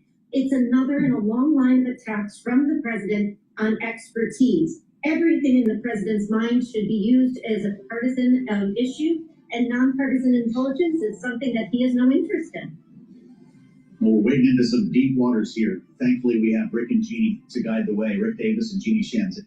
FISA needs to be canceled and has nothing to do with Pulte, has nothing to do with what's going on with the Trump administration. It has everything to do with overreach post 9/11. Please go to my store, the-studio-reykjavik.com. Get the collagen. Collagen will help to remodel your joints if you have arthritis or a sports injury. This will help to recruit ACAN and chondroitin to help to cushion the joint, glucosamine and collagen type 2 to remodel the cartilage. It also inhibits pain gatekeeper, NAV 1.7, so it's reducing pain for arthritic issues, and it helps to reduce the erosion of the joint by blocking MMP3 and MMP13. In addition, it blocks EP4, and EP4, by blocking it, you're reducing inflammation. So this will help to remodel your joint. You should stack it with the collagen. That will help to remodel the joint even further. And you should do this very simple exercise. Wherever the joint pain is, either through sports injury or through arthritis. You want to, let's say it's an elbow. You want to be able to open, so extend or flex, depending on what kind of pain you have. But open up to where you're producing pain with that joint. Go a little bit more and count to 20 seconds. Do that 2 or 3 times. Do that every day. And what you will notice by taking collagen and the collagen and doing this exercise, you are sending micro signals to help remodel the joint. And over time, you're going to be able to open up the joint more without pain. The longer you wait, the longer it will take to remodel. So please go to my store, get the collagen, do these exercises, and also stack it with the collagen. It's a great way to remodel a sports injury or arthritis. Please go to my store, the-studio-reykjavik.com. That's the end of my broadcast. Thank you for listening.